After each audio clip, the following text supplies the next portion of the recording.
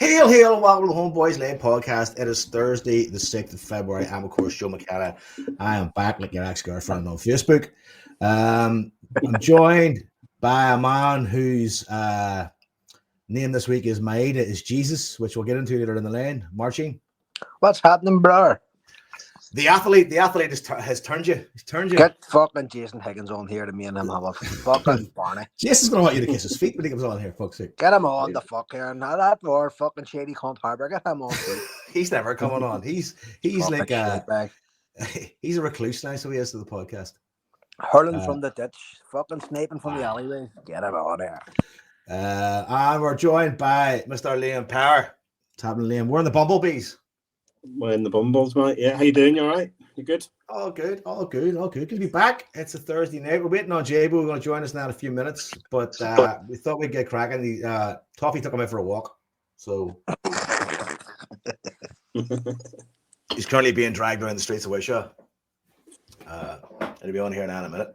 So we haven't had a podcast since January the 24th, which would put us in the position where that we have not covered the games of Aston Villa, Motherwell, and Dundee. Now, I don't know where to start. As usual, I don't know what the fuck I'm doing, so I don't know where to start. Or the transfer window. The transfer window. The days of having a list are long gone. Like fucking, it's all freestyle now. This is the thing with playing 3 games in a week. Fuck, you blink and you miss it.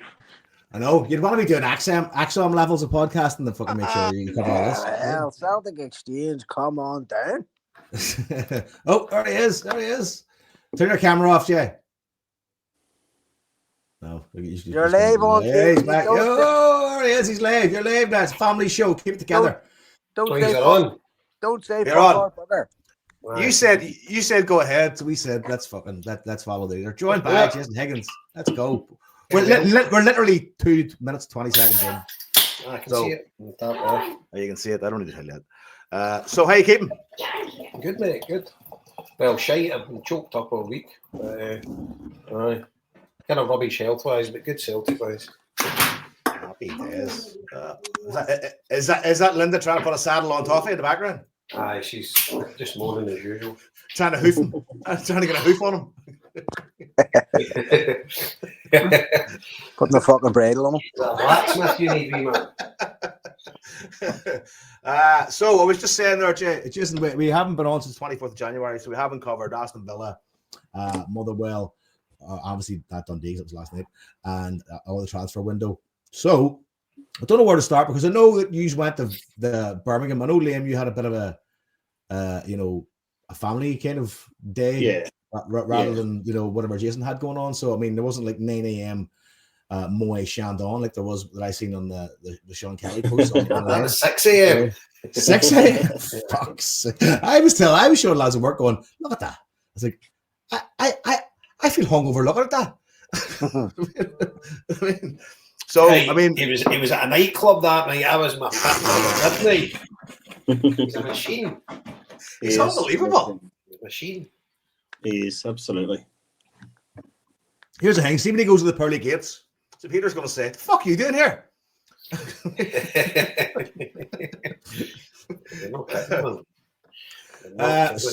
We cover a bit of we start from chronologically to cover a bit of the Birmingham trip. I mean, in terms of football, I mean, there's talk about what we can talk about, but in terms of the trip, the travel, I mean, is there any tales to tell? I mean, what was it like? There was loads of like messages going around 2-3 days before the game about fucking possible trouble, and then there was that big massive rebel fest that was going on somewhere in Birmingham that I nicknamed Rastonbury. So I don't really know what your experience was down there. Obviously, Liam, that's your home turf, so like for you, it's a bit of a different experience. Yeah. I mean, I can give you my version. It's pretty tame and dull, compared to anybody else's. But obviously, I've had about 1,000 people ask me about this game since the draw was made back in August or September or whenever it was, and I've always had the same response. You know what I mean? So for me, Zoe was insisting she was coming down, so that was fair enough. I can work there, which I ended up doing. I've got family there. It was always a different trip for me, really, because I could always just do everything last minute.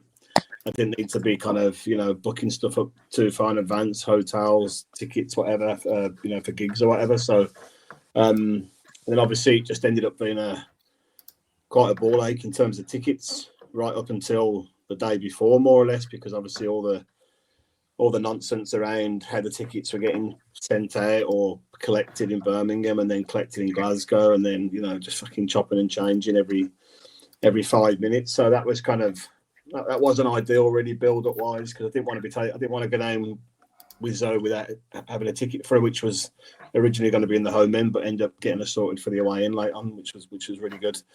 So there's just a lot of to and fro, a lot of arsing about really up until we kind of got there. So she ended up actually going down on the Monday with a friend, and my pal took her and his daughter down. He was going down for a few days as well, so she headed down, which was handy. Then I managed to get my tickets on Tuesday from Celtic, and then jumped on an early train while I was working and got down there for sort of 5-6 o'clock. So I met him in New Street Station, in a pub in New Street Station. There was quite a lot of Celtic about at that point in time. They looked like they travelled much earlier than me, and had spent the time drinking, which is much wiser than me on my laptop on the way down. So that was just for us. It was kind of quite a quiet Tuesday, and then just with family. And then Wednesday, I went into work early. I went into work early in the centre of Birmingham. Worked until lunchtime, and then I'd seen on Facebook various people arriving in pubs that were close by. So I jumped out and went across and met a few people, including Sean, who looked absolutely fresh as a daisy at 12 o'clock, despite his champagne breakfast. He looked $1 million. Met Paul and Becky as well, and a few others. So that was good, and you can kind of get the vibe of it, what was happening, because the pubs were filling up. That was at midday. The pubs on Broad Street were filling up, or almost full up, with Celtic fans, and just even walking through the town, Celtic fans everywhere. So, you could sort of see there was going to be a bit of a vibe there, but obviously I didn't really go back for any of that. Jason probably might have seen a bit more. He can add a bit more on that position. And I ended up just kind of going, meeting my brother, meeting some other Celtic fans kind of local to where I was brought up. I went to an Irish club in the afternoon. There's a couple of buses from Glasgow. I went and met them. I had to do some ticket swapping in there. So I went and met the Lisbon Lions bus and the Salt Market bus. So a few people I knew off those buses. Went round and met a lot of Villa lads that I've known for years in an Irish club just by the ground, and then walked up to the stadium about 6:30. And I think I've said this before, at Villa, there's a full fan zone for every game. It's right in the stadium concourse, and they have bands on and bars and everything there. You can just get in with the match tickets. So I ended up doing that with my sister, my nephew, my cousin, a few other people, and then walked around to the away end about 7, but it was all kind of cordoned off, so it's quite difficult to go from one to the other. And just as we were getting let through the cordon, some Villa fan came up singing a choice song, put his head through to the Celtic fans to make sure they heard, and was swiftly dispatched with a crack to the head. So that was quite entertaining as we walked in. But I think it gives Zoe a bit of a fright, because it was right in front of us as it happened. But once you got through the cordon, it was absolutely fine. It was just then you were kind of into the away end, and we were at the bottom part down the stairs. Met loads of people I knew once we got through that bit there, and then that was us in for the game. We can come back to the game shortly, but so it was a pretty unadventurous day for me, really. In terms of getting there, like I said, Jason, you probably had a different experience and a different bit of build up and buzz for your travel down. Not really. It was kind of uneventful, I know. On the way down in the train was absolutely bunged, and everybody was going for it, and it was a good carry on, and it was you were thinking to yourself, this is going to fucking be mental down here, right? And we arrived in New Street at 2 o'clock, and Celtic fans everywhere, and we just got out and we were staying up on Broad Street, so we walked it. Never seen a Villa fan all day. Walked up to Broad Street, pubs jumping with Celtic supporters, checked in the hotel, ended up, we booked that Indian place with a bar next there. So they ended up now about 30 in total, 30 or 40 or something in there. Cracking meal. Boy, my brummy mate, Mala, used to work with, he came and met us, one of Joe's pals, he came.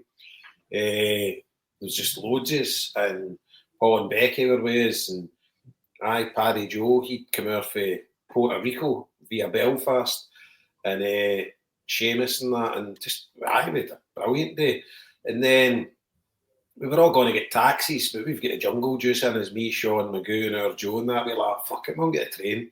So we walked all the way down to Broad Street, down to New Street, met a lot of the Celtic boys outside in the railway, and a couple of drinks in there. Then we says, we better get to this game. Because hardly anybody was going to the game, do you know what I mean? Everybody was just staying about. And we didn't even get near Digbeth, didn't see any of it. Never hardly seen a Villa fan, gets into New Street, gets the train to the game, gets off at that Whitton Street or whatever it's called. And it was nearly all Celtic fans, a couple of Villa fans, they were all right, half and half scarves and all that shit. And gets into the game, no bother, strolls straight in, gets in, and then fucking they're 2-0. Well, obviously. Then after the game, we headed back up to Broad Street. End up in that O'Neill's place was jumping, and I was bluttered by that time. So I was in my bed for about midnight, and Joe and that stayed out. I think Sean stayed out to shutting time, and that was it really. The next day was good. Met up again in Broad Street, got a bevy there, headed down, get a train up the road. That was some crack, brilliant.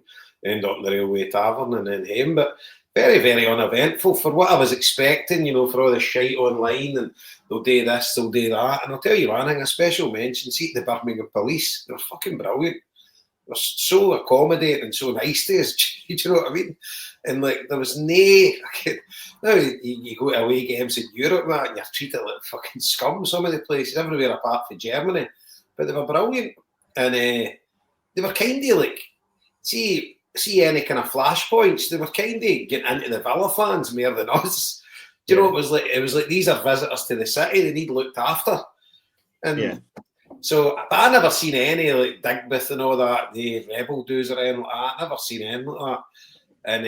And we just fucking, it was very, very uneventful, but really good, a great trip, we had a right good laugh. And I obviously gutted with the result, but they did all right, and it was kind of a much ado about nothing, because I was expecting it to be a fucking battle zone, and obviously I know a few folk that got launched out the Villa end and that, and there was loads of Villa fans with fucking Union Jacks and a few paratrooper flags and all that shit, but it was very few, and I would actually say the vast majority of Villa fans were actually sound.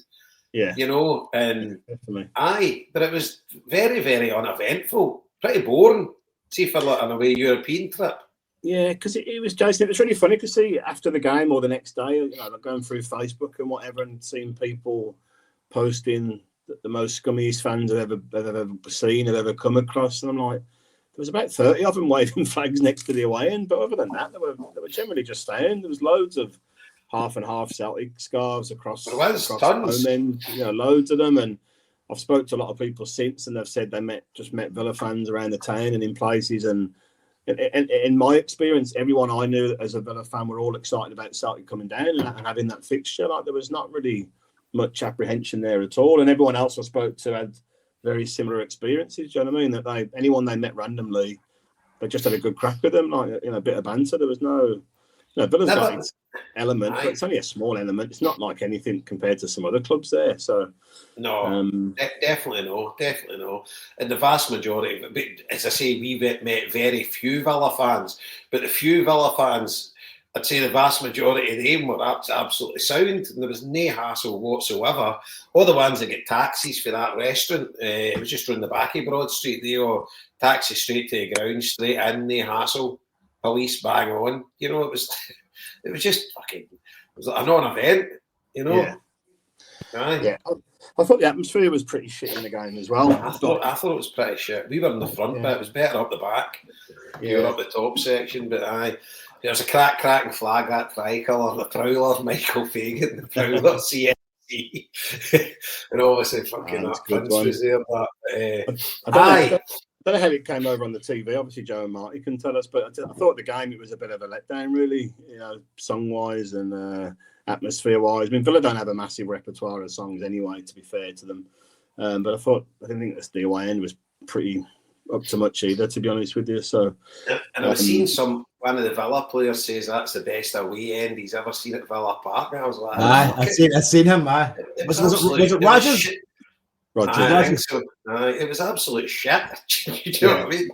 It was like fucking just. Obviously, you're only got a limited amount of tickets, and loads of the fans can't be there, which is crap, you know. But it was just nothing really much happened. We had a better day in the fucking Thursday, you know, the train on the way up the road. That was a great crack. Yeah. But nothing really happened, and what I was expecting to happen was none of that. You know, there was didn't see any trouble at all, and everybody was dead nice, and it was just, it was a great day, and that. So there wasn't really nothing to report, really. I don't think there was any bother, was there? I mean, there's a few punches thrown here and there, but I don't think there was any flashpoint at all. I mean, the Green Brigade walked about the town for a bit, but I don't think anything came of that. And no one I've spoke to on either side has said anything they've seen or heard kind of kicked off anywhere. Well, as I say, I worked in Birmingham for about 3-4 years, and I was in Birmingham loads of times when Villa were at home, and run about the Broad Street area, you hardly seen a Villa fan, and it was exactly the same that night. And it just, I don't know, they must not really hang about town, because it's miles away anyway. Yeah, they don't, to be honest. I mean, they drink in the pubs around New Street, like the Temple Bar and some of the older bars. Not a Temple Bar. I forget the name of it now. But there's 3 or 4 pubs around by the station. But you know, a lot of Villa supports either from the north or further south, so they would just go straight to the game, really. And they've got more options around the ground than what we've got to have a drink. So it's never been a thing, really, for Villa. Can I ask, am I mistaken, or did Ozzy Osbourne play for Aston Villa? I don't think he played for them, did he? What the fuck was the story of that tifo? I actually don't know. I don't know, mate. I seen that. I was like, surely you've got players you could put on that fucking tifo instead of Ozzy fucking Osbourne. Like, I mean. Yeah, that's a good point. Actually, mate, I've got no idea what that was all. I can't even mind of the tifo. It was Ozzy Osbourne and fucking. It was well made, like, but I was like, surely you've got a fucking memorable Paul McGrath or something like that. Fucking somebody, Steve Stone. I mind it now, but it was just like when we go into the game and all that. Fucking, I was expecting fucking 7-0 at half time. You know, when they went 2-0 up, we were like, fucking hell. But just it was like nothing really to report at all. Like, had some mad European trips and that. This was nothing like it. You know, I actually thought on the way down in the train, I says, this is going to be fucking brilliant. You know, because the train was a right good buzz. It was mobbed, and I think all the trains on the way down were absolutely stowed. But I think nothing really happened. Trains all went on time. Fucking. What did you hear, Jason, about buses getting back? I don't know what sort of time people got back to Glasgow. 6 and 7 in the morning. Fucking hell, man. I mean, it was a nightmare because all the buses parked in the city centre, at Digbeth. So if you had the only buses that got up the road earlier was the buses where nobody had tickets. Yeah. Because they could have left straight after the game. Do you know what I mean? So if there was one person on your bus with a ticket, and I know loads of folk that went down in buses that didn't go back in them. Yeah. That were at the game, says fuck that, and booked into a hotel room. Because there was loads, see when we were getting the train up on the Thursday, New Street was stowed with Celtic fans, and loads of them would get buses down, but it obviously made ulterior arrangements to get up the road. Because the thing is, if you had 2 guys on your bus with tickets, right, and 40 odd without tickets, they'd to wait in the 2 guys. An hour queue to get into the train to get back to New Street, and then when you get to New Street, you've got a 20-minute walk to get to the bus park. There's people coming off the train asking, "How'd you get to Digbeth?" Coppers like, I don't know. Do you know what I mean? It was like, it wasn't that far. It's only probably a 10-minute walk, but like if you don't know where you're going, obviously you could end up anywhere, couldn't you? That's aye. And you had to obviously, and by the time you're fucking juiced, you know, you Google Maps and all that, it's kind of no working right. Do you know what I mean? It's all right if you're sober and you send me a pin, you're like, do you know what? I don't even know how to work my phone. There's nothing worse than being the guy in charge of a Google Maps fucking journey, and you start fucking it up because Google Maps isn't cooperating. Because then you're the cunt. Because I notice, see when I'm away in trips and stuff like that, I don't even take my phone out of my pocket. Do you know what I mean? I don't take photos, don't fucking do any of that. And like, I'll just blindly follow folk. I'll get somebody else to do it that's fucking half compass mentis and just fucking walk beside them. But I don't even, if somebody's trying to phone me or that, I'm fucking half higher. Aye, where were we when you put us on the train and we went the wrong way? Was that not in Germany somewhere? That was that exactly. That's my point. That was us sober as well. Do you know what? Actually, speaking of Germany, I remember we went for a kebab and we followed you, Jason. You go, oh, for a kebab, and you follow these Muslim guys into a sheesh bar. I was like, this is not a kebab shop. Aye. So yeah, I'm never really in charge of directions. So that's that. But aye, uneventful, mate, and just want to name it. It was good, but great, actually, brilliant time. And I didn't even see like in the way up the road and that, you're talking to folk in the train, that nobody really had any stories of anything. You know, all we were talking about, the boys I met at the game last night, like, that bar was brilliant with the curries and the tandoori stuff. And that. Did you just get a cut? I said, how do you get curries? He said, we just get starters. I said, that was enough. But the boy just kept shitting the food out. Pints were absolutely delicious. Seamus, he drinks vodka, but he was drinking that pints of that Stara Ramen. And the pints of Guinness, £5 a pint. Fucking beautiful, man. And so we just stayed in there all day. Must have left there about 6:30, 7:15, and made our way to the game. So, safe to say Birmingham's a pleasant trip?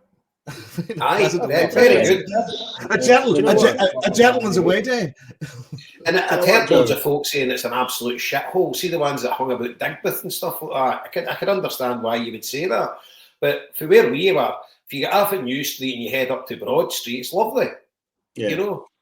Yeah, what I would say is at the end we went, so when you come out the away end right at the end, basically I was convinced we'd get kept in for an hour, and the police just, and as you said, Jason, the police obviously are used to big away crowds, right, on a regular basis down there, so they can manage them better. And they let us straight out, which really surprised me. So there was like a ring of steel from the turnstile right to Whitton Station. So there's like a line of police vans all the way down with dogs either side, and then police. And when we kind of got kettled a bit right at the entrance to the station. So what I'm assuming is a train came, filled up, and then went, and then the platform was full. So that's why they stopped us moving forward. And it was pretty wild at that point. But obviously you've got the police fans in between you and the Villa fans. But you think, fucking hell, if any of them get through either side, it's going to be a carnage here. But we had to step out of that cordon because we weren't getting the train. We were just going back to my family house.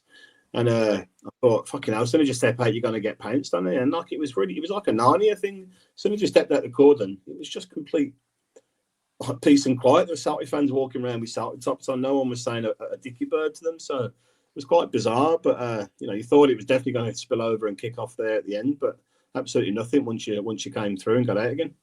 Aye. It's like, Valla, to be fair, haven't got like a fucking raucous support. Do you know what I mean?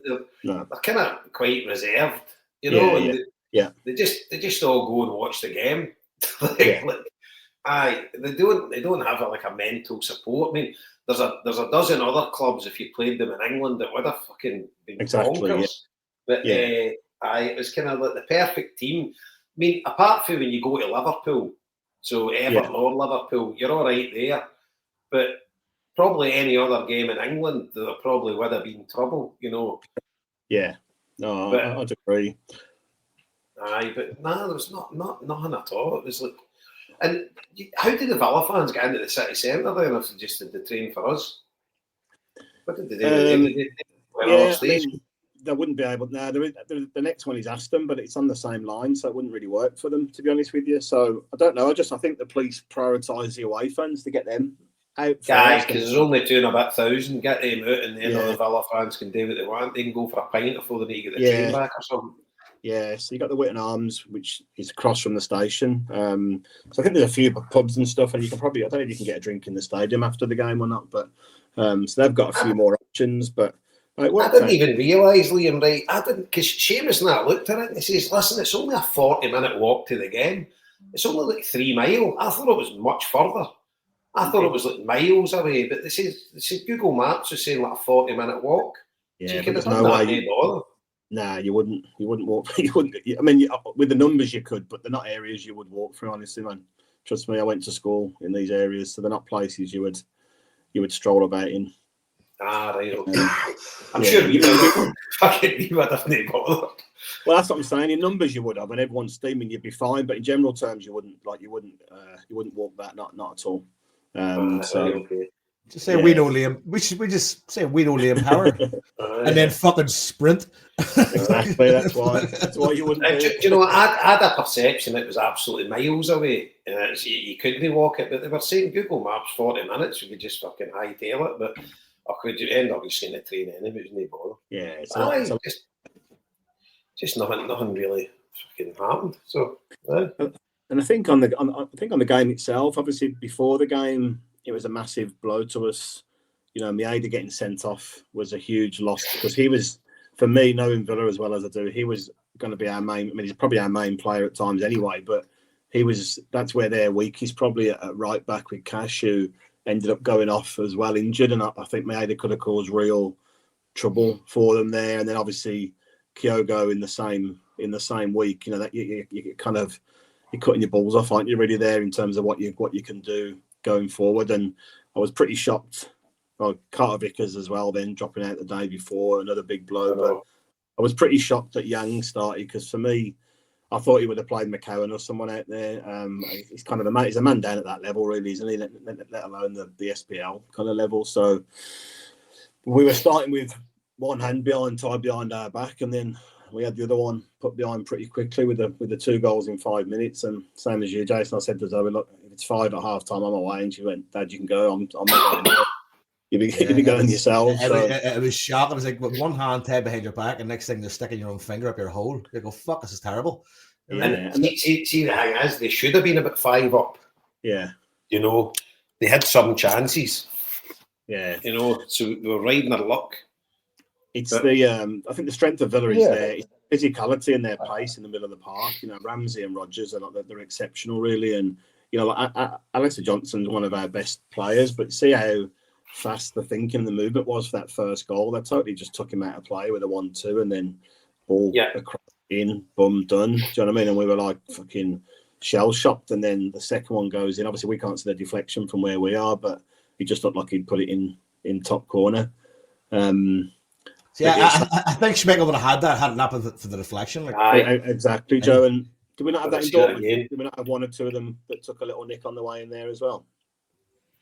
I think you're right, But you're definitely stepping up in class. You know, obviously we'll get to last night's, but you're pumping Dundee and guys are like, I think we could take Bayern Munich if we play like that, and you're like, no, wait a fucking minute. You know? And it's like when you play teams like that, see the slightest mistake you make, they're on you. And they kind of, I don't know, it's like they lull you into a false sense of security because they give you time in the ball. Like, it's not like seeing Scotland, like Celtic's really good at that. Fucking the buzzword of the moment's the heavy press. Do you know what I mean? But they do it as well. But the kind of, if you get the ball in like a defensive area, passing about the back, they're kind of happy you having that. But they'll pounce when it's right, and as soon as they pounce and win the ball back, there's 3 of them are like fucking lightning. Do you know what I mean? And then you're all over the shop because if you push men up and they get the ball off you, they can rip you apart in 2 minutes. And I think that's the difference when you play the quality sides. If you don't keep possession of the ball and you give it away or you misplace a pass, you know, and you get punished, you know, and that's the kind of difference at that level. If you're not on point all the time, you know, you misplace anything, they're well drilled and there's 3 of them run about it and then they just break and the next thing you know, your fucking centre halves are getting fucking rag-taggled everywhere and the ball's not even up yet. And then when they get the ball, there's fucking 3 against 2 and it's really, really hard because they are a step up ability-wise, you know, and that's how they're gone for fucking 50 and 60 million and stuff like that. But I don't actually think they're worth 50 and 60 million. It's inflated prices because it's down there. But they are definitely a step up for us. And we don't come up against opposition like that very often, so it's really hard for Celtic. I think that Celtic team, like if they were to play in the English Premiership, I even think the team we've got now would definitely survive in the English Premiership and they would get better by time as they're playing better players. But it's really, really difficult when you don't meet that level of player very often. You made a good point. You made a good point earlier about their strength in midfield. See the third goal they scored? That was all about strength on the ball. The whole goal. I mean, what was it? McGinn initially had the ball in our half and just fucking muscled his way around. Yeah, I mean that the ball was 1 yard from going out of play at their end, and that's where they broke from, a little bit like our fourth goal yesterday. It was almost from the goal line. And you know, we had definitely 2, if not 3, chances just to take somebody out. See if you get turned in the middle of the park, you just got to grab them or haul them down. And I thought we were very naive. Scales and Engels looked like fucking powder puff in that challenge, you know. But you've got to learn a bit from that. Dortmund was the same. Just fucking take some people out and get some bookings, don't we? Yeah, take a booking, 100%. And obviously losing a penalty at the end fucking kills you. Do you know what I mean? Because you're like you're in the game, you know, and it's like you're 3-2 down. But Hatate had like a half chance. We didn't have that many chances the second half, but you're still in it, you know. And they kept the game. You know, we were well in the game for a good bit, but. And fair play to Big Ida, fucking brilliant, man. Two goals away from home in the Champions League. And one of those goals was like fucking pure reaction. Oh, aye. First goal was pure reaction, like.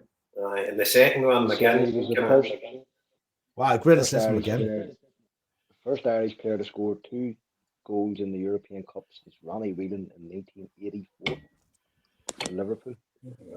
You're a bit quiet there, Marty. You're a bit low volume. Aye, your audio was a bit shy. Under the water. Jack 1-2. Can you hear me now? That's better. That's better, mate. Aye. Yeah, aye. And he was the first Irish striker since Ronnie Whelan to score 2 in the Champions League in 1884. Aye. 1884? When you think you've had Robbie Keane and fucking tons of Irish players since then. Jesus, somebody would have had a couple of goals, but no. Damien Duff. Damien Duff as well. You know what I mean?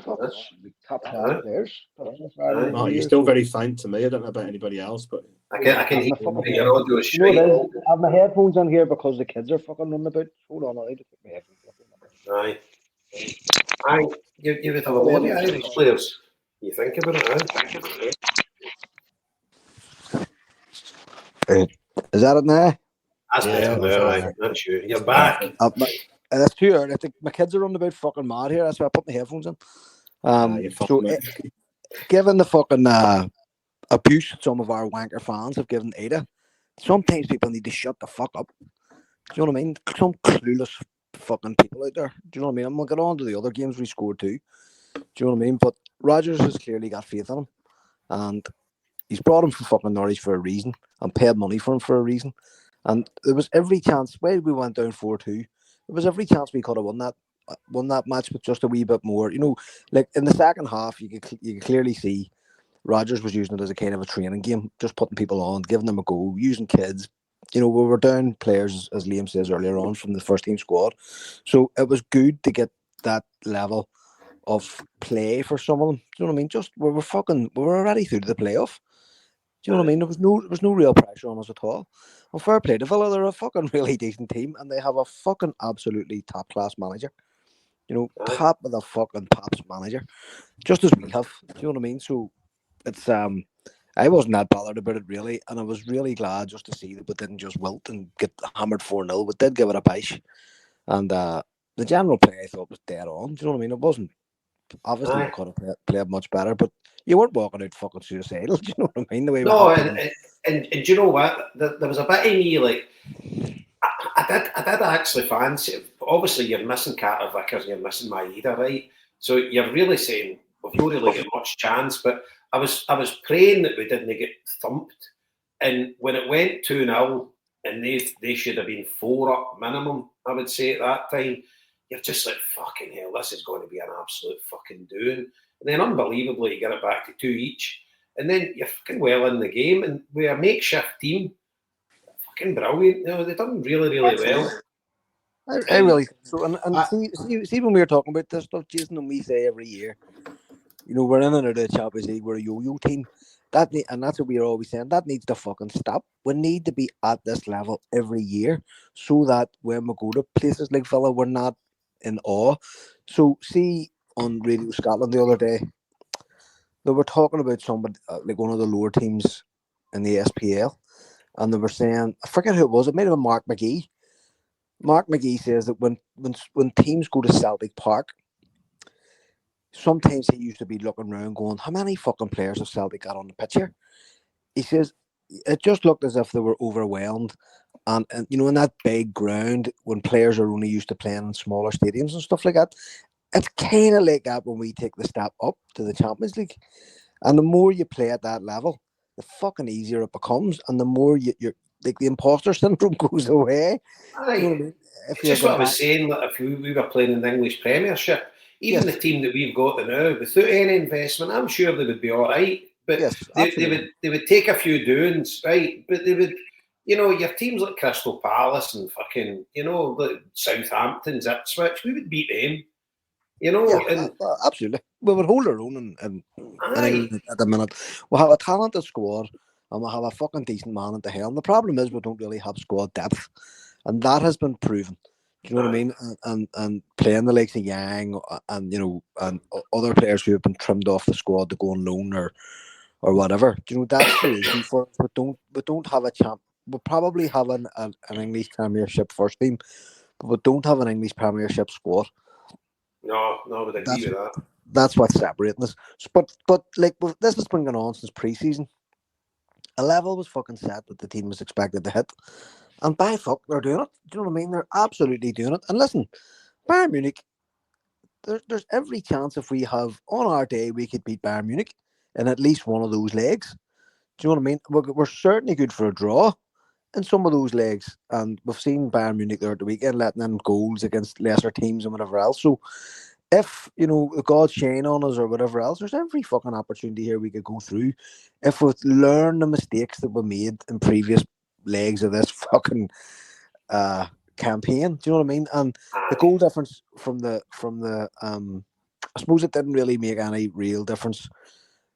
Because we got a difficult team anyway, and if we had finished at a higher level, we might have got Real Madrid. So in that sense, it didn't really count against us. But you could see where maybe if we were sitting in 9th place, you know, after a couple of better results, because we could have won other fucking games at home, and we could have been sitting closer to the actual, you know, automatic phase. Could have been getting a Monaco or something like that, you know. Yeah, it'd be interesting to see if we had nicked a draw, say we'd shut up shop in the second half and we had got a 2 each. It'd be interesting who would have got then, you know, because we wouldn't have got Real Madrid because we would have been out of that 2 bucket that got either Real Madrid or Bayern Munich. It would have been somebody else. But fuck getting Real Madrid. No, I mean we've got Bayern Munich. Thank fuck, you'd rather have them as in Madrid. But fucking hell, they're still one of the hardest. No, I know, but here, seriously, if somebody was to say to you, who would you take, Bayern Munich or Real Madrid? You'd be taking Bayern fucking Munich every day. Plus, you get the Boo Hurricane. You get the Boo Hurricane, which is the best part about it. See the thoughts they had fucking Vickerness Junior can't run at us again for fuck's sake. I would put you in the night sweats. No, I get that, but Bayern Munich. Let's face it, I'm no getting my hopes up for it. No. See if we could take a 1-0 lead, a 1-goal lead to Munich. Obviously, it doesn't matter whether it's 1-0 or 4-3. But if you could take a 1-goal lead to Munich to make it interesting, I would be more than delighted. But I still wouldn't be even half confident of going through, you know. But you never know. You're in the hat. So they could get a man sent off. You know, something could happen. The gods could be looking down on you. See, the bottom line is we're in it. So I can't wait for next week. It's going to be but see from the Villa game, I took exactly the same thing you took from the Villa game, Jason. I was like, you know what? See with a depleted first team like that there and a squad like that there, and the way the game started, I was kind of quite fucking happy to some degree, going like, they responded. They responded really, really well. Like, I mean, bar Yang, who I think at this point I don't know if I'm going to defend anymore. I can't give him any more fucking hope. Well, you seen that stat that Marty posted today? Aye. 75 minutes. Jota's equalled his stats for the season. He said 800 minutes. That's fucking mad. Like, it really is. And Rogers Lake's the type of player that Yang is, because he is a hard worker. He never fucking hides. He's always up and down the pitch and stuff like that. But he has a basic football inability, in my opinion. Do you know what I mean? He's just fucking so frustrating. And he's the type of player that should be way the fuck out on loan somewhere. You know, he tries his best and he hammed to the boy. Do you know what I mean? he's got 100% effort, but he's just not the best, you know. Aye. Needs his brother Ying. a bit equilibrium. Aye, that's what I mean. Keep him balanced. Aye. Jason, I had a quick look. I had a quick look there with some dirty maths, and we would have got Milan or PSV. Would have got So a there point. you go. So there you go, mate. Aye. Fuck So it. what a difference that would have been. Aye. You'd have took Milan over PSV again. Fuck me. The thoughts of them bastards coming here. Jesus Christ. No, PSV. Yeah. Oh, sorry, PSV. yeah. Sorry. PSV. Oh, sorry. No, I thought you said PSV. Aye. No, PSV. They fucking took them in a minute. Sorry. But see the thing is as well. But you actually, this is going to sound daft, right? But see if we got like a Brest, a Monaco, a PSV, or to a certain extent an AC Milan, who aren't near the best team in Italy, right, at the minute, you would have had like expectation that there's a fair chance. I'm not saying you'd be confident of going through, but you would be like, we've got a fucking good chance to get through here. Whereas if you get knocked out, you'd be fucking sick, right? Whereas Bayern Munich, we've kind of got a free roll of the dice because nobody really is expecting us to get through. Exactly. We're in it, and that's all you can ask for. At the start of the tournament, if somebody had said to us, you will qualify and you'll get Bayern Munich, then everyone is with a bit of hand off them. 100%. Fucking right. Aye. 100,000,000%. I mean, I think the one thing that's probably denting the kind of belief is the fact that Maid is out of the first game. Aye. Big time. That's massive. Because, I mean, you see it against Villa, you could see quite clearly what was missing. You could.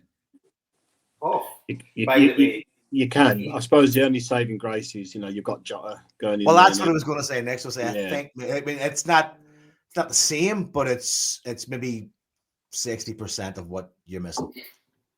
Fucking hell, man. See, as soon as you mention that boy's name, I'm still pinching myself. I cannot fucking believe he's back with us. See, like people moaning about the transfer window. I'm off on a tangent now, right? I just couldn't get it. Because, all right, we lost Kyogo, and it's a gutter, but he wanted to go, so fuck off, right? Simple as that. But see us getting Jota back, I cannot fucking believe it. I was over the fucking moon. Mind the time he was here in New York and we didn't know if he was going to come back to us. He didn't. He's playing 7 assists in Coney Island, fuck's sake. Exactly. And see when he signed, I was fucking delighted. You know, like, fucking hell, we've got this guy. And then when he finished at Hampden, his last game, and you're just like, fucking, we'll never see the likes of that again. Do you know? And he's back now, and you're just like, I'm just still pinching myself. And he was warming up right in front. Me and Liam were near the front of Fir Park, and he's warming up, and you're just like, fucking hell. And I was watching him warming up, and you're saying, you can't really tell how sharp he's going to be just by warming up, but he looked pretty fucking sharp the way he was warming up. And then he comes on the park, and you're just like, fucking hell, he's still got. Because there's that wee bit of doubt, because he's been out of Saudi, and I've never seen 5 minutes of any game in that league. So no idea, never seen him playing Rennes, never seen anything. So I'd no idea, and you're saying to yourself, he's not been playing for a year and a half. He's done nothing. So this might be a 4-week job or whatever to get him up to speed. Maybe he's lost a bit of his confidence. By fuck, he's just stepped in there. Do you know the thing for me? See the cross body he puts in. See the way he turns that ball back. Know the way he like fucking. It's like a pitching wedge at golf. You know the way he just fucking stubs his toe there and bends it back. Fucking amazing. Just and the way he's gliding by folk, and he's just fucking. Oh my god, I'm fucking in heaven. Yeah, he's so two-footed. Man. It's ridiculous. Do you know what I mean? Ridiculous. Aye, just because when he's doing the feints, he's gone either way. That defender has no clue what way he's going by him. But one thing you can bet is he's gone fucking by him. Do you know what I mean? But that's the thing. I mean, in the Motherwell game, he glided past. Like there was one that he glided past with 3 players, and it wasn't even like he was trying to. He just fucking leaned one way and went, "I'm out of here. See you." See if he'd spoke to there. See when the defender gets you've got the ball off him, sort of thing. But see if he can get by that defender, fucking stuck that away. Oh, fucking. But the place, obviously me and Liam were there, but when he scored that goal, the place fucking erupted, man. I was fucking jumping around the sitting room. Oh. Fucking, yes, fucking. And then I seen him crying, and I was like, that's me away. Oh, brilliant. Absolutely. It just felt so right. You know what I mean? Aye. It's just. And then Daisan being so fucking unselfish and being just going like, it was like putting on old slippers. You know what I mean? Well, this is fucking powerful. And you could tell he was so fucking delighted to fucking have this back in his life. You know what I mean? And it's not, it's probably the first time I think, can you think of another returning player that has had that kind of like, thank fuck you're back? Because that never really happens. No, nothing like that. Obviously, too young for Bertie old or that, you know. But no, in my lifetime, obviously Charlie Nicholas was my hero, and if he'd come back to us before he went to Aberdeen, maybe that would have been better. But by the time he came back to us, it was kind of like done. He was still a decent enough player. But Sean Maloney coming back, I was delighted with that. He was still pretty good, but he wasn't the player that he was when he'd left, you know. But because when he left us, he was winning Player of the Year and all that. He was one of the best players in Scotland. He took it, and I was gutted that day he left. I was in the bus on the way into work, and it just came across that he'd left. I was fucking sick. But Jota coming back, just because I really think he can play at the top level. I still think he can play at the top level.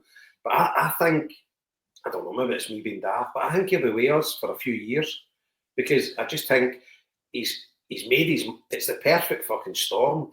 He's obviously a multi-millionaire now.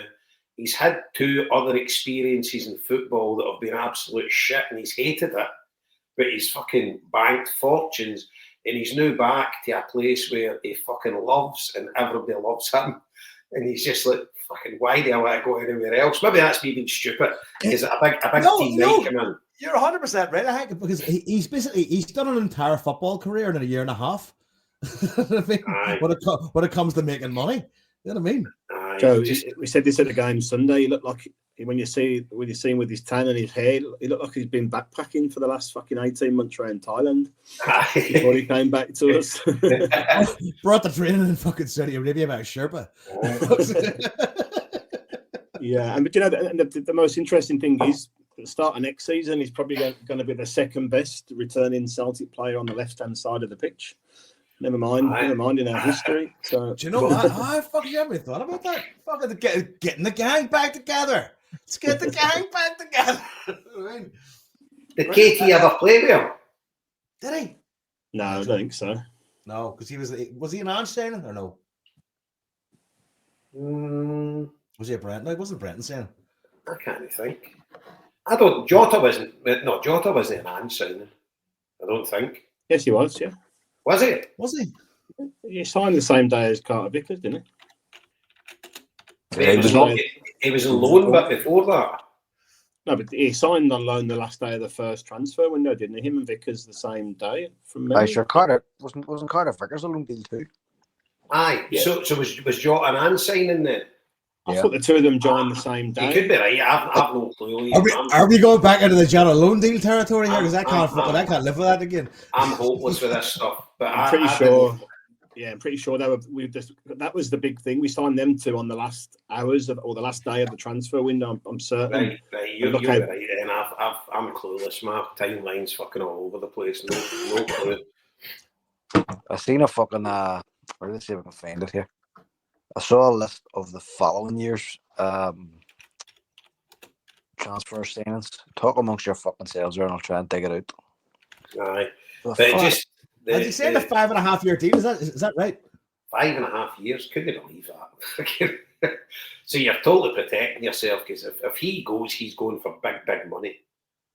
Yeah, you know. And this is I cannot get my head around fucking English clubs with fucking pots of money. And you look at this guy, and it's just their snobbery down there that they don't think it's a barometer of Scottish football. When you like fucking when you watch fucking Virgil van Dijk, it didn't matter who he was playing for. You knew he was fucking some football player, right? And Southampton got an absolute bargain. But you look at guys like Jota as well, Maeda, Kyogo to an extent. You know, you look at these guys could play football anywhere in any company. But it's see for us, Jason, too. It's difficult to attract that level of player to Scotland. Do you know what I mean? So That's why I can't believe that he's back to us. yeah, but see things like it's like the grass is greener experience that where you saw Jota's actual emotional reaction to being back and scoring that goal, standing in tears. Do you know what I mean? See, for us to attract players, they'll be watching that going, what the fuck? Do you know what I mean? What's going on in that club? Do you know who? What? And that's what you'd be saying to players who are coming. Listen, see if you want to come here. Look at the fucking atmosphere we've created for players where they're coming back from multi-fucking, tens of £1 million contracts to come back and play for us. And every single one of the clickbait things in Facebook, when you've got some German international going, what was the best stadium I've ever played in? What's the best atmosphere? Yeah. You just know it's Selleck Park's coming up.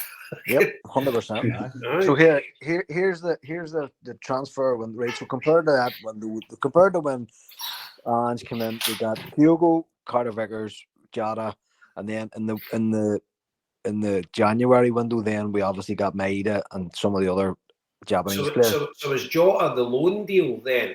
Yeah, and Those were first season, yeah. And so was Vickers, right? So here's Rodgers' first season back. You listen to this. Odin Thiago home from Valerenga, 2.6 million. Marco Tilio from Melbourne City, 1.5 million. Yang from Gangwon FC, 2.1 million. Kwon from Busan Park, 1 million. Mike Naratsky, whatever the fuck you think it. Legia Warsaw, 4.3 million. Gustav Lagerbielga from Elfsborg, 3 million. Luis Palma from Aris, 3.5 million. Nat Phillips on loan. Paulo Bernardo on loan. And Liam Bonateg from Western Sydney Wanderers. What the fuck? Who? Liam who? The fuck? Jesus fucking Christ of So that was Rodgers' second time with us. That was his transfer window. So you can understand why he sacked the fucking scouting staff. Jesus Christ of Almighty. I mean, that is absolutely fucking appalling. There's not even one bright shining light there. Nothing. Well, I'm amazed we paid $4.3 million for Naraki. Bernardo. Apart from Bernardo. Aye, but Naraki was a 4.3. Naraki was 4.3 million and Lagerbielga was 3. So that's nearly fucking over 7 million spunked on 2 fucking centre halves. That 99% of our fans couldn't fucking pick out of a 2 man. I said, if Naraki was standing from me little, I wouldn't fucking know. No, fucking right. And then your man Nat Phillips was on loan and was a mainstay of the team for fucking months. Remember him? For fucking months. He said he was Premier quality. Aye, so that was Rodgers' first spell with us. No, that's his first. That was his first transfer window after he came back. So basically, so when Rodgers came back, of course it was because fucking aye. So he came back and the scouting staff said to him, "Here you go. Here's who we're going to bring in. Here's who we have ready for you." Right. He shrugged his shoulders and went, "Okay." And that was how we were always debating about that it wouldn't have been Rodgers' signing. Remember we always spoke about that. Yeah. Because he was just in and we were kind of arguing that he signed them, but I'm like, I don't think he did. I was like, I get it now. But so again, to go back, no idea it was that bad. To go back to what we were saying earlier about having a decent first team but a poor squad. That's why it's like, and I'm not one of these people.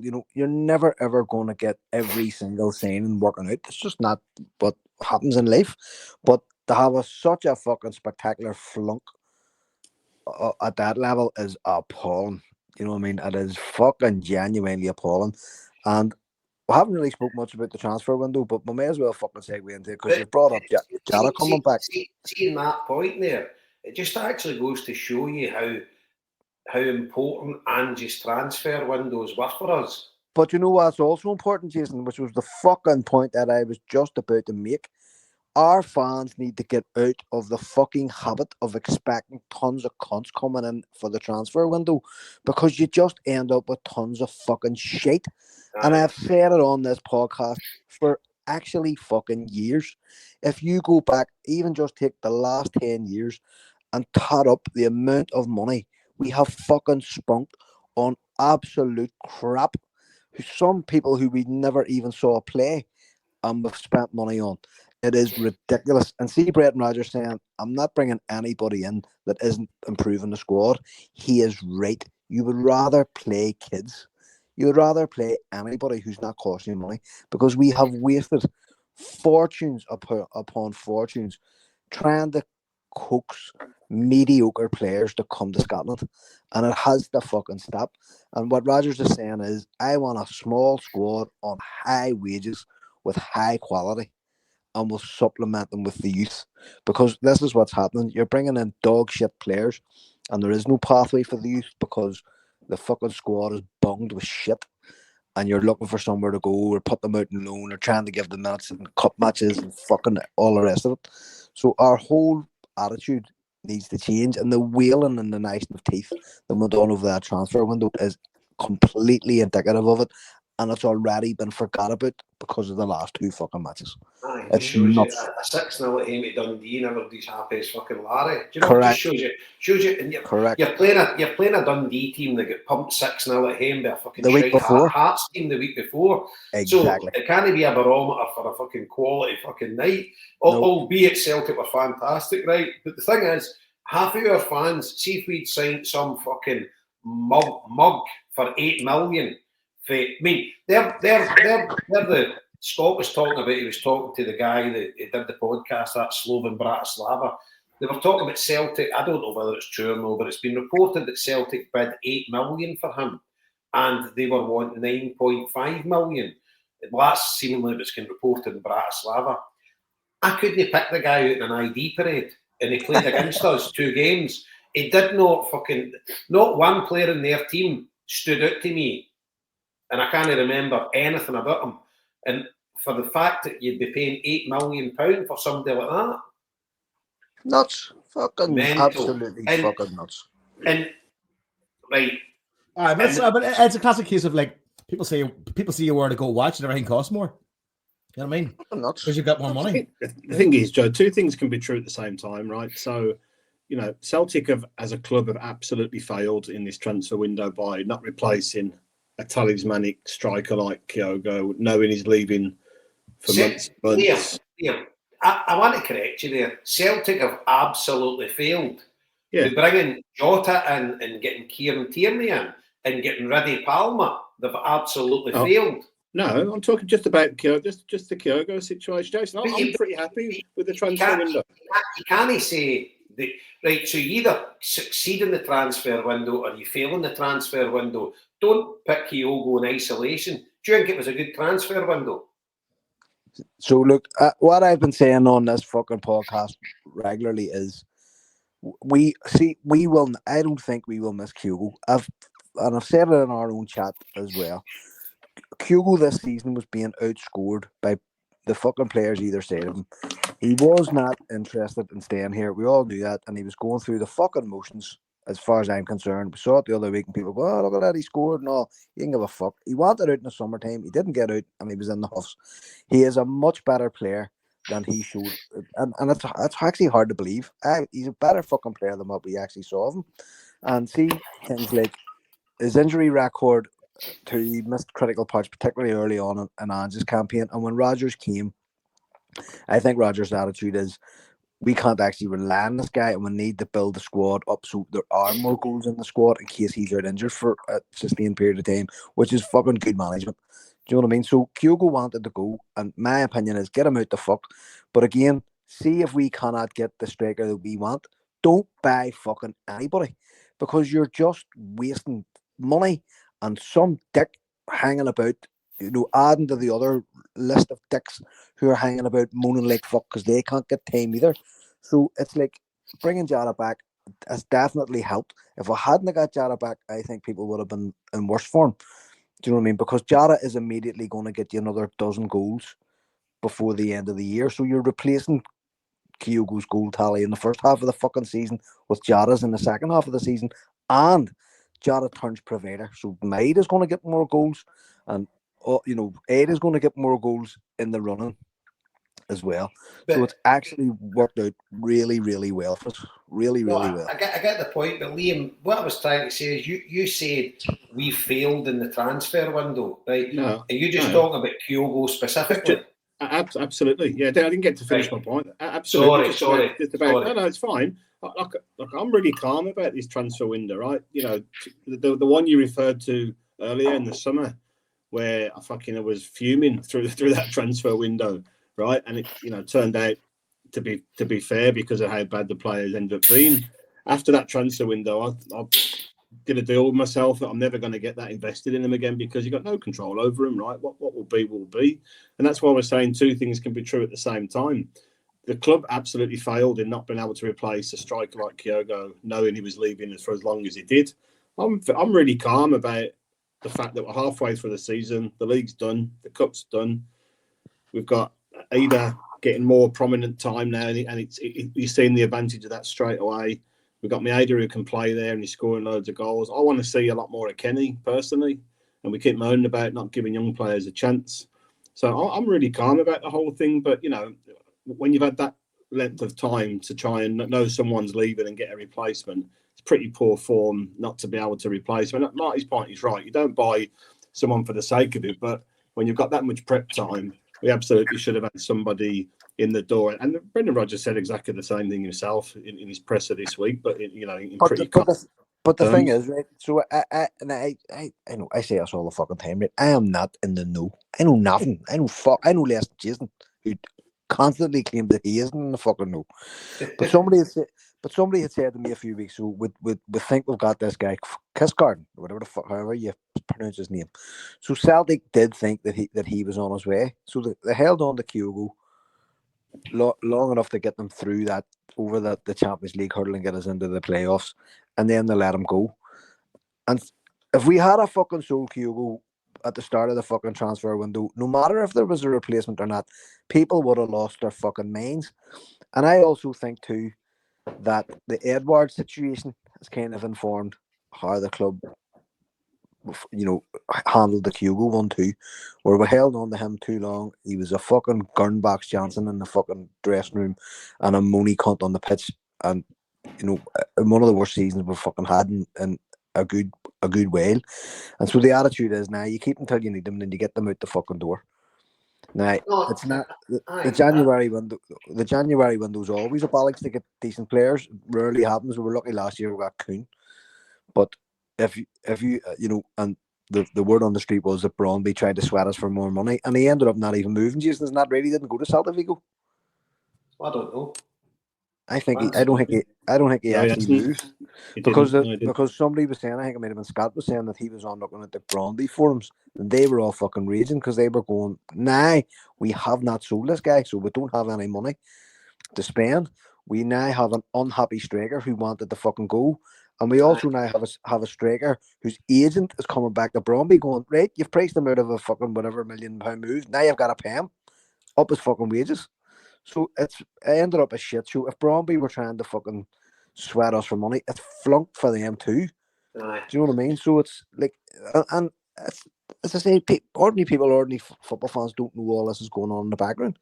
Do you know? Very few people fucking waking up in the morning, going on to the fucking website of the Copenhagen Times or something. Do you know what I mean? So yeah, but Marty, we've been linked with this boy for like 2 or 3 seasons. Do you know what I mean? Surely we know enough about him by now to know whether he wants to come, what he's looking for money wise. I don't have any doubt about that, Liam. But the point being is, if the fucking club that is selling them were playing silly buggers at the last minute, there's all you can do. If they don't want him, and it's exactly the same position as we were in with Kyogo in the summertime. Kyogo wanted to move. There was a fucking move on there for him to go to America. Not only was the move on to go to America, the fucking cunts actually announced the signing about 3 weeks ago on the MLS website, and then had to take it fucking off. So what has clearly happened is Atalanta weren't prepared to wait on him anymore and pulled out of the fucking deal. And at the last minute, then they went and scrambled to get a deal done with Rennes, which allowed us to get Jota back. That's how I see that has been I don't think you'd be far off the truth there. But the thing for me is the Celtic board obviously. See, we were unaware of Kyogo's unhappiness really until he left. Do you know what I mean? Because Rodgers then comes out and tells us he was wanting to leave, and he was making.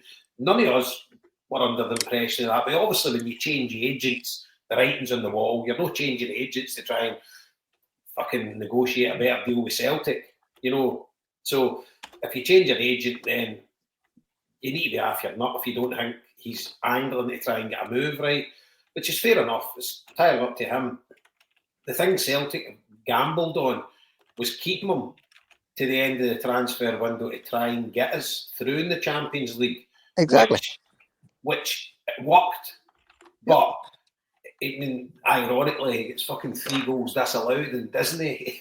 It's Big Ida that gets us through in the Champions League. No, and you can see how fucking Kyogo was nearly killing himself to score. Aye. But compared to fucking previous matches. I think the difference, see with your guy for Brøndby, right? So they're trying to hold us to ransom, right? But Celtic's probably no willing to gamble that much on him. I think the difference with Adam Ida is Norwich did kind of hold us to ransom because they get more than we all thought we would have paid for him. But Celtic knew what he could deliver because he'd already actually done it. So it's a much lesser risk gamble of paying top dollar for somebody that's actually came up and done the business. Whereas you're signing a guy you don't know how he'll fit in, you don't know what. Everything's a kind of unknown. Every signing's a gamble. Let's face it. But when you know the person that's coming and you know what they can do and they've already proven it, then you will go the extra mile. But I'm all right with that. I reckon if I was in the position of the purse string holder at Celtic Park and somebody's trying to fucking rip the piss out of me, I don't think I would fall for it either. You just need to play hardball at times. It's like fuck, but you know what happens then, Jason?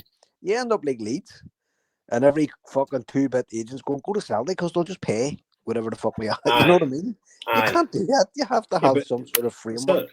So based on what you're saying, you're suggesting almost like we've only had one target to replace Kyogo the whole time. Well, they're talking about the Bratislava boys saying they put an 8 million bid in. So Strelic and stuff like that. But Liam, that may be true. We might have only had the fucking one target. He may have been the absolute player that Rodgers wanted. And he was going, no, he's the only one for me, based on all the other fucking strikers in Europe that I think I can get. Which is fine. So if that's the case, I'm not saying pay anything for him, but we're the richest cash, like the most cash rich we've ever been. In modern times. But here's a fucking. But you still don't pass away another couple of million just for the sake of it. Yeah, hold on. Fools and their money are easily parted, and that's the fucking problem. Like, you have to stick with whatever boundaries you give yourself for whatever fucking reason you're giving yourself them boundaries. You have to stick to them. If it's an extra fucking grand a week in his wage or something, you'd be going, well, fair enough. But if somebody's saying, well, 7 million, but now it's 14, whoa, hold on, fucking in 6 months. Yeah, I get that, but it all balances itself out, doesn't it? You're getting Tini back for nothing, and you've got 25 million for. Look what we got money-wise for Bernabé. It was shite for us. We made money on him. We've got enough money back on the duds that would kind of pay a chunk of that fee anyway. So I'm not saying we just pay whatever they ask for, but I think if we're saying... I kind of don't agree. I get what you're saying, Liam, right? But I kind of don't agree with it because I don't think you should ever... Because if you set a standard there, because agents will talk to each other, right? And then agents will tell, well, they were wanting for 7, but we ended up getting, me and the club arranged 9, and I got a fucking backhander. I don't know how things like that work out. You can't do business like that. You can't let people take the fucking cunt out of you. And it is hard, and obviously you need to take the flak. But getting back to the point, right? So you said you were talking about only the Kyogo deal. So do you think that transfer window was a success for Celtic or a failure for Celtic? I think it was a decent transfer window for us. Aye. I think it was amazing because we got Jota back and Kieran Tierney. I'm obviously Tierney's no coming, but the thing is we don't need him. imminently. It would be great if he was here now, but we're going to win the league, right? Are people upset though from the transfer windows because the fact that they weren't, one, chaotic, and two, didn't bring in a bunch of names you'd never fucking heard of in your life? I mean, because sometimes you get used to watching the same shit over and over again. Whereas this time it was a lot more calm, it was a lot more restricted, a lot more conservative. I suppose to say you got Schlupp, you got Jota. I mean, like fucking those two alone, I'm like, that's good. Joe, here's the thing: see if it went to 11:15 on the Monday night, and you brought in KT, Jota, and Schlupp, folk would be out in the streets fucking dancing. Aye, exactly. You know what I mean? People want to be. You're right. It's people's perspective on what's going on. If people fucking expect something different to me. Jason, if you said to me at the start of January, you can get Tierney back, you can get Jota back, and the cost of that is going to be losing Kyogo, I'd have been okay with that. I'd have been happy with that, right? So it's a fair question. It's a fair point that you're making there. What I was saying was, I think, given the lead time we had on that deal with Kyogo, I do think we should have done a lot better in terms of trying to replace him. But I'm happy with the outcome. And see by the same token, Liam, people could be moaning like fuck about Kieran Tierney going, well, yeah, no, Greg Taylor's not fucking staying, so you should have went and paid Arsenal 20 million to get Tierney back for 6 months. Do you know what I mean? So it's just, we're not in a bad position at all. Yeah, but we did the necessary there, didn't we, by getting Schlupp in? So we've got 2 left backs at the last minute. Season. But easily that deal might not have went through because that was the last day deal, so you might not have got him at all, and you'd have been faced with the same fucking criticism. Do you know what I mean? It's just like we have to be grown up about this. We have to stop being so fucking emotional and roaring the odds. We're fucking loaded. We know that, but yet, as I say, you can be unloaded fucking very quickly. Yeah, but especially the size of our wage bill. Our wage bill. I couldn't be any calmer about this conversation. I'm not. No. I'm the least bit excited. Hold on. And by the way, you started this, Liam. Fuck up. No, hold on. Liam, hold on. I'm not having to go to you at all. I'm talking to the fucking support because I have seen people lose their shit. Lunatics over this last week. It has been diabolical. Like, you're on that huddle board and you're just looking there and going, what the fuck? What did these cunts Yeah, by the way, we're in trouble there. McCory's on the chat writing in capitals now. Fact is that we are in capitals weaker. No, that's no fucking fact. That's your opinion, Mr. Scott McCory. Fucking Jota on the wing. Jota on the wing. So, actually, I wouldn't know. Hold on, Jason. I wouldn't read out his fucking comments. See if that piece of shit has anything to say. He fucking knows where we are. Exactly. Fuck you, Scott. Final thing for me, anyway, on the transfer thing. Thought it was interesting, Brendan Rodgers being actually open and frank as well, right? Saying that that's a myth that you can't get good players there in January. And he didn't think clubs were actually putting the prices up astronomically so that we couldn't get them. He actually came out and so I think that was a wee sidewinder to the board to say, listen, you failed me here, but you better not fail me in January. You know. So basically, me, Scott, and Brendan are saying, "Fuck you, Jason and Marty. We're right." Me and Marty are going for dinner with the heated driveway.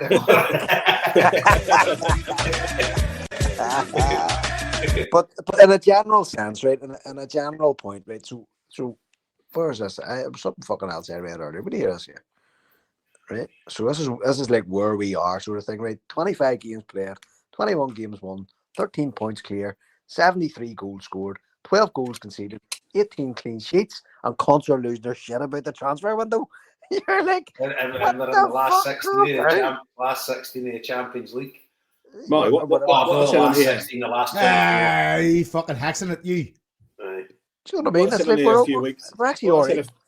What I said a few weeks ago, and is my point, is that I've seen the January transfer window has been important for the summer more than January almost. You know what I mean? And I get that. I made that point as well, Liam, because we've got a massive game coming up, a qualifier. And if you're talking about getting a top striker in with a couple of minutes to go in the transfer window, how long has he got to bed in before we've got that qualifier? Is it a couple of weeks or whatever, you know?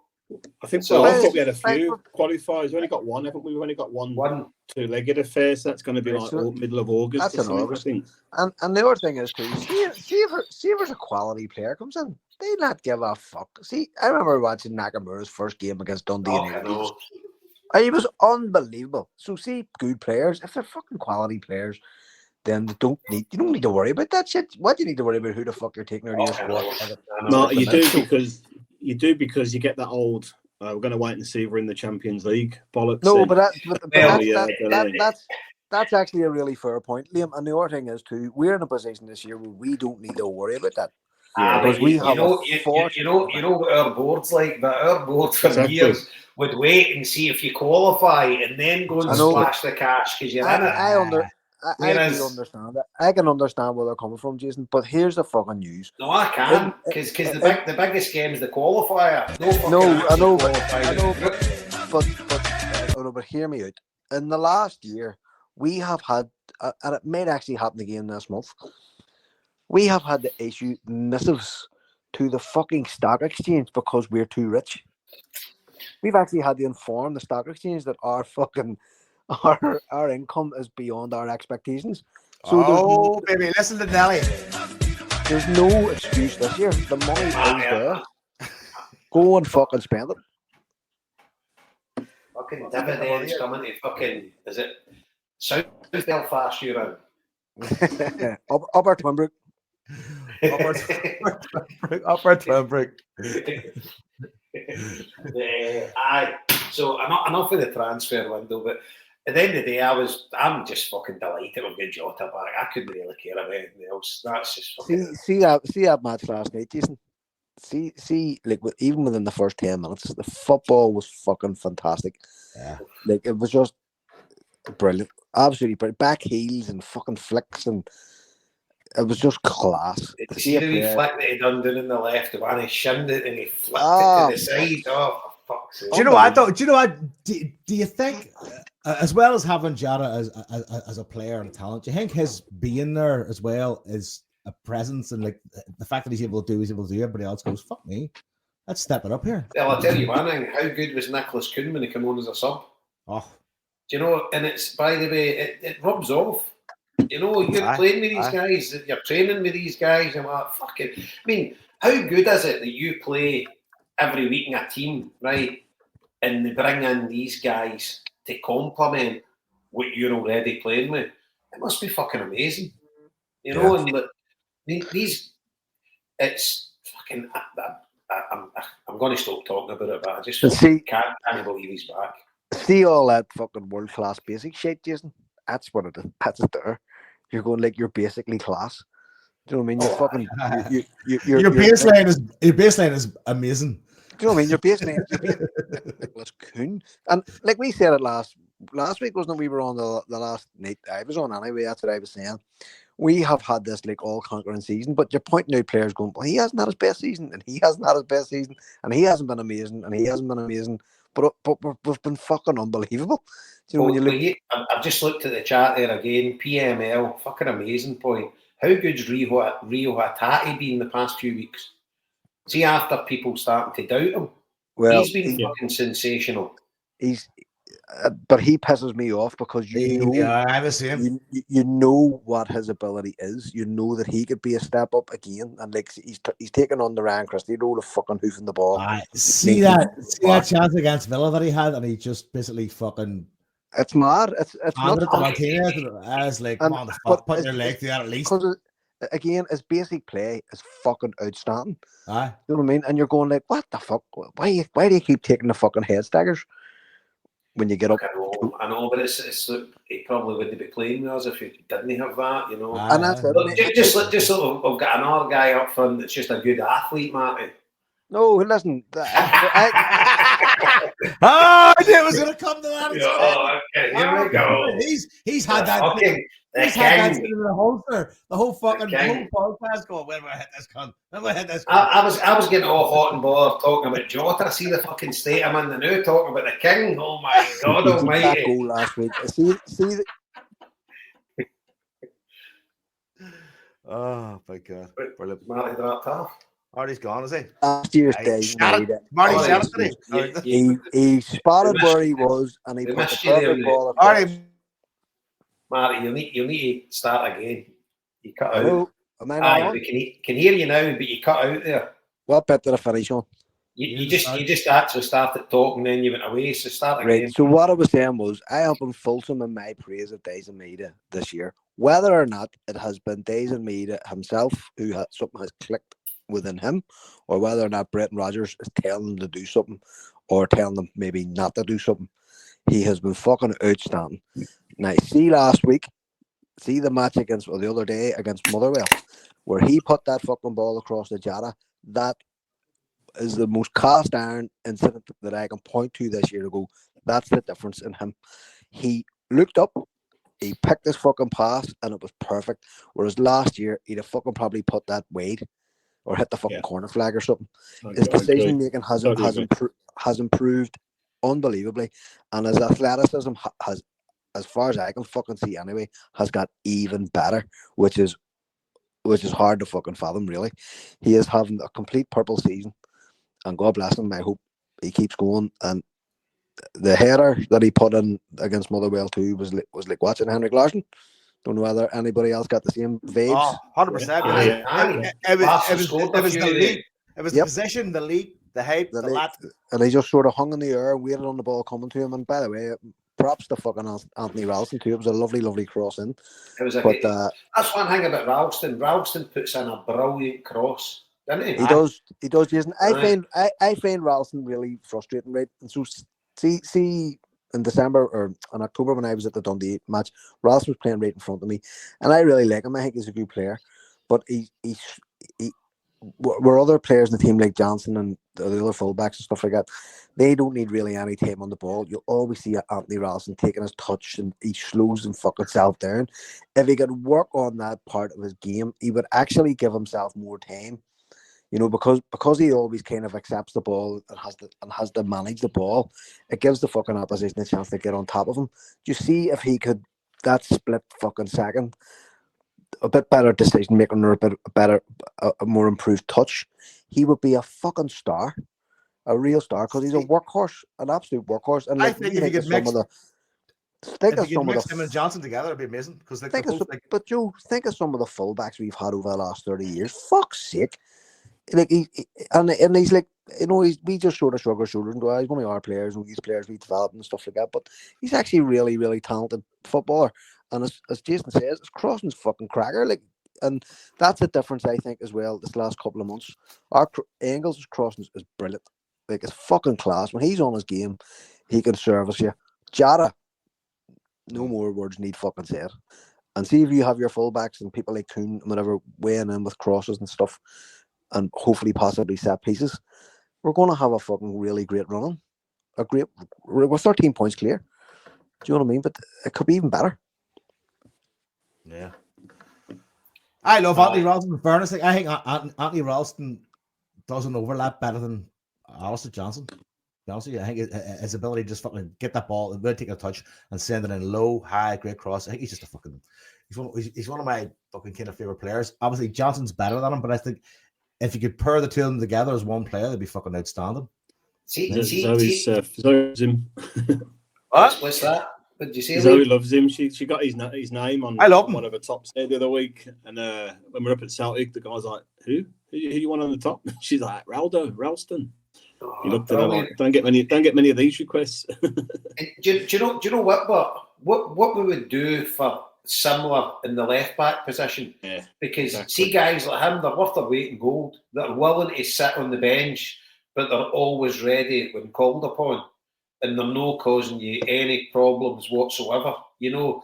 And he's not the greatest player in the world, but he's got an amazing work ethic. He's got some great things about his game, but he's no top class. And I'm sure he would admit that himself. But he's a bloody good player. And I just think, because obviously the Swiss Army knife Schlop that we've signed, he's on loan to the end of the season. Don't even think there's an option to buy. If Greg Taylor leaves, then we're going to have to sign an Anthony Ralston type player at left back, you know, to be the understudy for Tierney. So you guys like him, or if there is somebody coming through the youth team or whatever, you get them up, and if they're willing to be, I just think it's a gift for Celtic to have a guy like him that you've got, because you've no doubt about it, right? See, if Alistair Johnson was to leave, we would be in the market for another right back. It wouldn't be going to Anthony Ralston, but Anthony Ralston will always be a top backup, and I think he's kind of happy to play that role. I'm not saying if another team doesn't fancy him, comes in, offers him their money or whatever, he might leave, which he's entirely entitled to do because he's not playing every week. But I just think a guy like him is absolutely brilliant for Celtic to have at the club. Yep, I totally agree. Aye. Totally agree. Aye. But the King Maeda, right? See when we get to the summer transfer window. See if we don't sign anybody, but we give him a 3-year deal on top money, and he signs it, I'll be fucking more than happy. That guy is an absolute fucking living legend. He's a machine.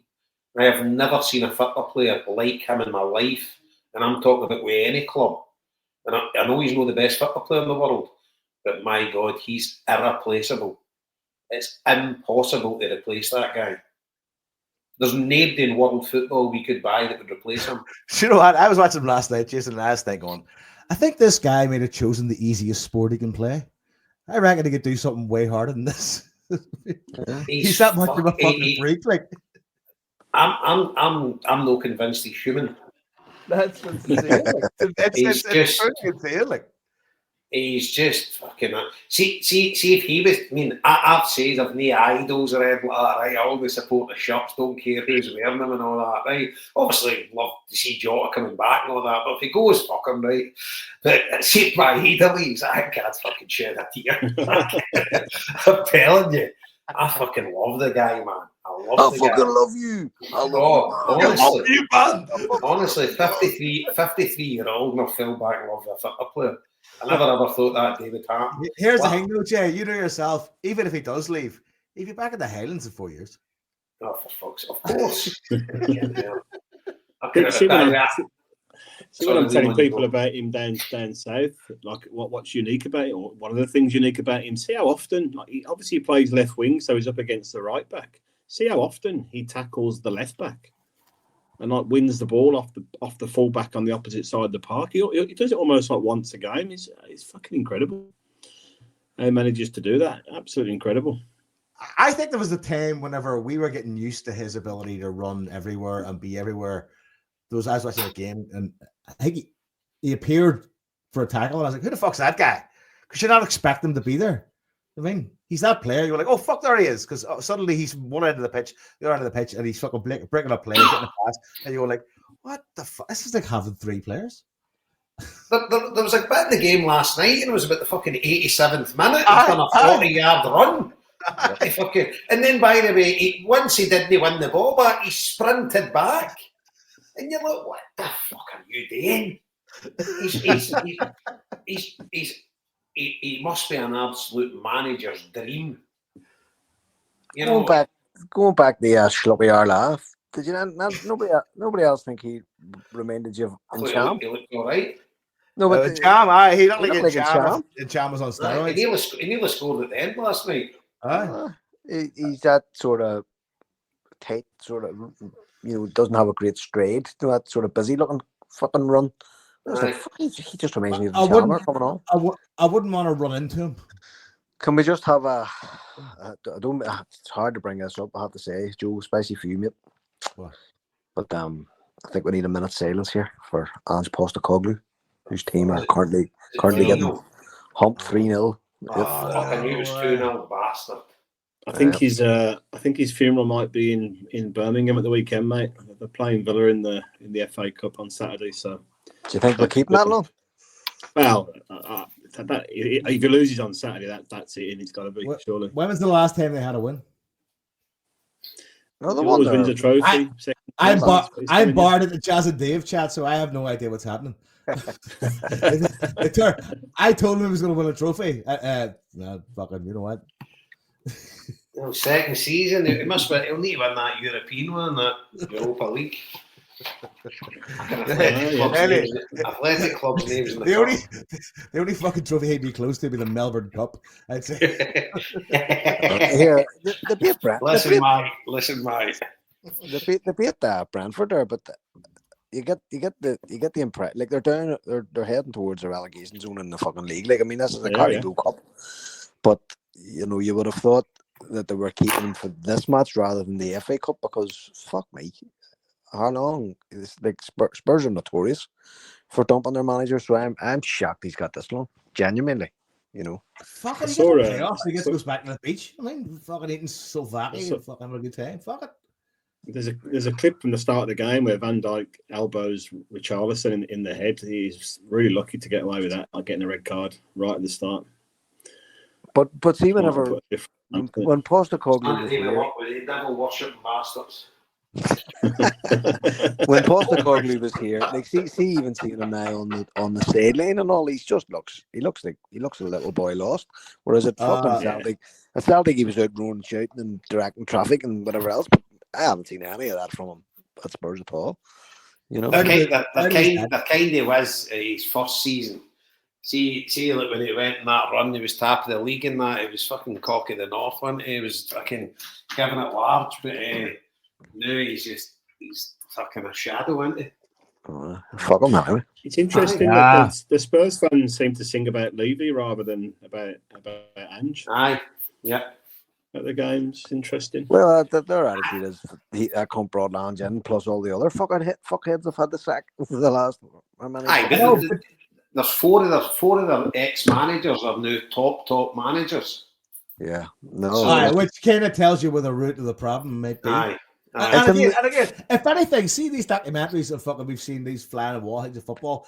If anything, they've exposed throughout all of them is like when you have somebody that runs a football club well, as in like they have a good structure above them, they have a good head about them, and nobody's a fucking egomaniac and a megalomaniac, you can't actually make a football club successful. But see when it's all fucking dickheads with egos and money and big wages, it just turns into a shit show, and nobody wants to do it.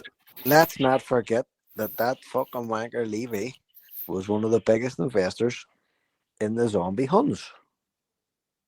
Was Did he lose money?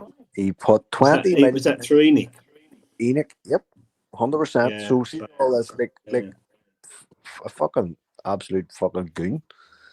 Do you know what I mean? Did he lose money? Because I want to know if he lost money. He lost everything. Dude. He lost everything. He lost like everybody else. And that's what he tried to sue Rangers to get his money out. And they were going, get into the queue, you fucking dickhead. We owe everybody. There's a face there in front of you. Here's a QR code. Here, scan that. It'll be the website. Fuck off.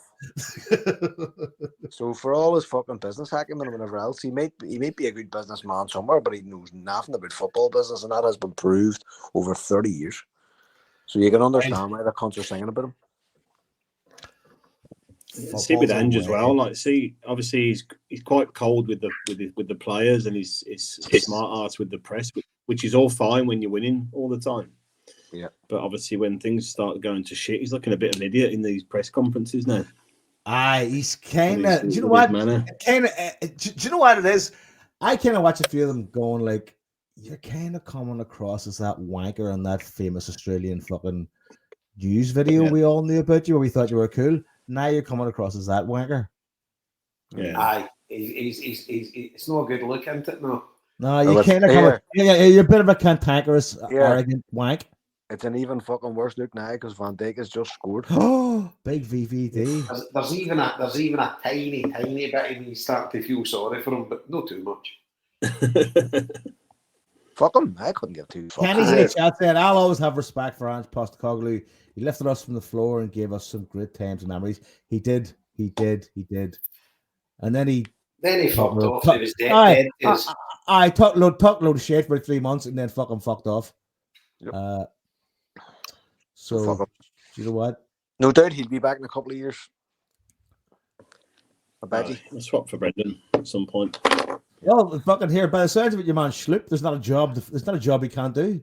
Fuck's sake, if a vacancy comes up and he loses a left back position, he can big man be tossing salads and fucking Lennox too.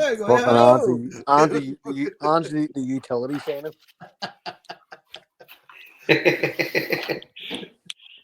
Oh, jeez. Fuck's sake.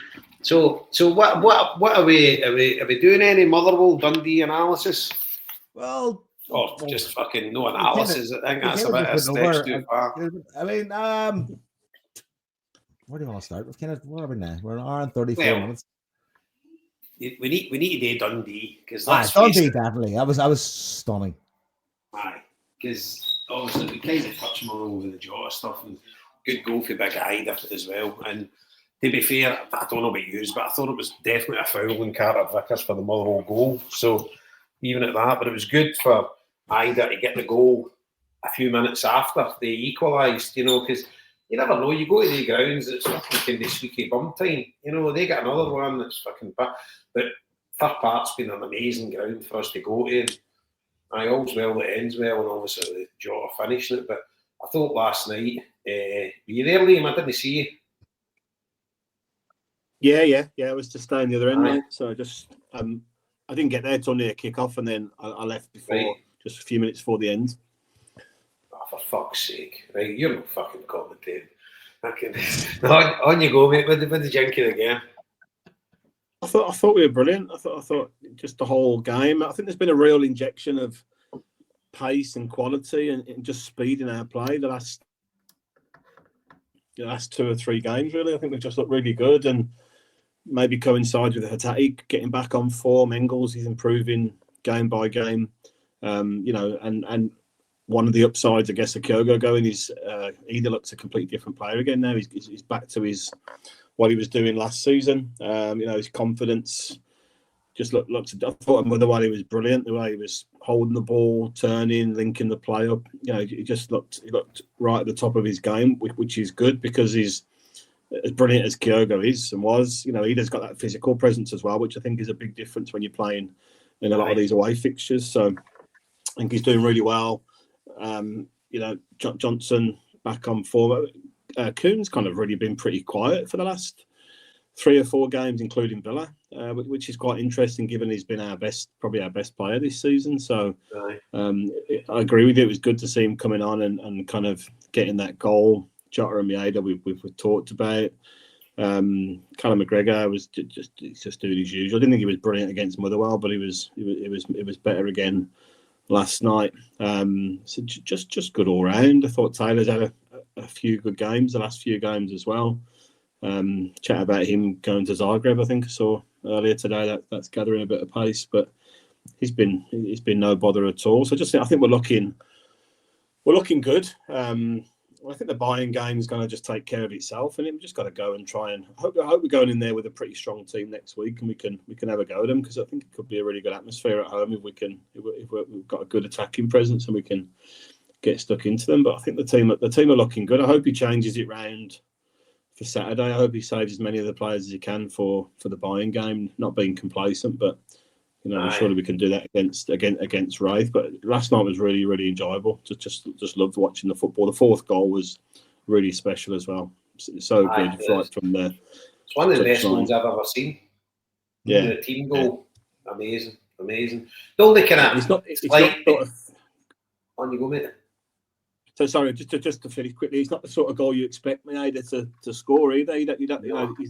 He's kind of like a Kyogo sort of finish almost. It was just brilliant. I was delighted for him. I think it's Larsson-esque, and even his header as well was kind of Larsson-esque as well. Arriving at the back post, just amazing. Obviously, the Jota ball in was outstanding, but I just thoroughly enjoyed it last night. It was absolutely brilliant and just fucking amazing. Clapping the team in the park at the end. You're just like, and do you know what? It gets that feeling as well. See Brendan's teams come alive after Christmas. Mind we spoke about it, was now all the changes he was making pre-Christmas and like that. Hopefully things will start settling down now. And obviously we'll get the Bayern game right, so I'm expecting big changes on Saturday. I could maybe see Johnny Kenny getting a start on Saturday. I hope so. Yeah, I hope so. Maybe, but what he might do, he might run Maeda into the ground, because obviously he's suspended, so you can use him. But you've got a game next week, and then you're away to Bayern, so fucking the guys, you can play him fucking 3 games in a row without a fucking interval. Do you know what I mean? think you could start with Jota, Maeda, and Kenny on Saturday, no problem. Just give Jota an hour. Maeda can play as long as he needs to, and then just see how Kenny gets on. I think you could do that easy enough. I don't know so much. I would maybe. I don't know. Obviously, you're not going to play anything like the team you're going to play Bayern, right? But I would kind of start with Jota and Kuhn, because that's like your 2 wingers you're going to start against Bayern. You would think, and maybe put Kenny through the middle, and then bring Bragido in at half time or whatever. Hopefully, Kenny can get a few goals, but. I don't know. I think Luke McCown maybe get a run out the scales maybe, but there's scope there to play some of the younger ones or whatever, So I don't know, but we'll wait and see. But if you go back to the Dundee game, that 4th goal is one of the best goals I've ever seen. The only thing that took away from the perfect goal was Engels' ball. Kind of get intercepted a wee bit that took the pace off it, and it fell kind of perfect for Maeda. But what a fucking finish, man! Unbelievable. But that's what they were saying on Radio Scotland last night, Jason, that there was like a goal of the year competition happening just last night. In the one game. Because that goal that you're talking, that Maeda goal, like it started down at our corner flag. The fucking football was brilliant. You know what I mean? Seeing them playing it out, and it's just fucking absolute class. Really class. Starting for Jota and the bottom corner flag, Jota kind of does a couple of passes, ends up with the ball back to him, back in the corner flag. And then it's out to, I think it was McGregor, then McGregor plays it to Engels. And what a ball was for Engels. See the fizz in that? And obviously it's kind of got a bit fortunate with kind of touch the Dundee boy go on it. And then it just forced him right in. What a fucking finish. I'm right behind it. Oh, beautiful, beautiful. Kuhn's goal as well, an absolute fucking peach. I thought Big Ida took his goal brilliant, and I liked the way off his knees, Jason. He was actually on his knees, and he managed to get up and roof it. It was absolutely outstanding. But he gets the first shot away, and then it gets deflected back, and then he's got up, and but it just shows you his confidence that he's got now. See, because he is like the main man, I just think he's buzzing. He obviously gets his goal at Motherwell as well. And he's like, this is me, this is my stage now. And I'll be honest with you, regardless of which striker we sign, see if he keeps on with this form, you're 2 goals away in the Champions League against an English Premier League team. You wouldn't bet against him getting a goal against Bayern, at home. And if he keeps in this form, whoever we get in January, they need to oust him. This is his time. This is him making that position his own. That whoever comes in is going to oust him, and he is number 1. Yeah, and it's one thing we never mentioned about the Villa game. Bayern and Juventus both went there and didn't score at Villa Park. Yeah, so what you said, we did well to get a couple of goals there. Bayern lost 3-0 away to Feyenoord. Villa beat them 1-0, and Juventus never scored there either. Aye. Fucking hell, you're not getting going. And see it's like, I don't know how I can't even mind my train of thought now. But just he's doing absolutely fantastic. I think he's finding his feet, and he's now the main man, and just that's going from strength to strength, and that's what I was thinking. He probably fits into the Brendan Rodgers style better than Kyogo. I know it's a small sample size for Kyogo's left, but let's face it, Kyogo, whether it's what Marty was saying, that he spat the dummy and he just wasn't fucking doing it, but Ida is like, did any of listen to the Open Goal podcast? I know they date huge. I just listened to it when I'm out walking the dog. No. But they that Blair Spittle on that plays with Hearts. And the funny thing is, they discussed the Motherwell game, and they didn't even, I've not listened to it all, but they didn't even mention Jota, which I found weird. But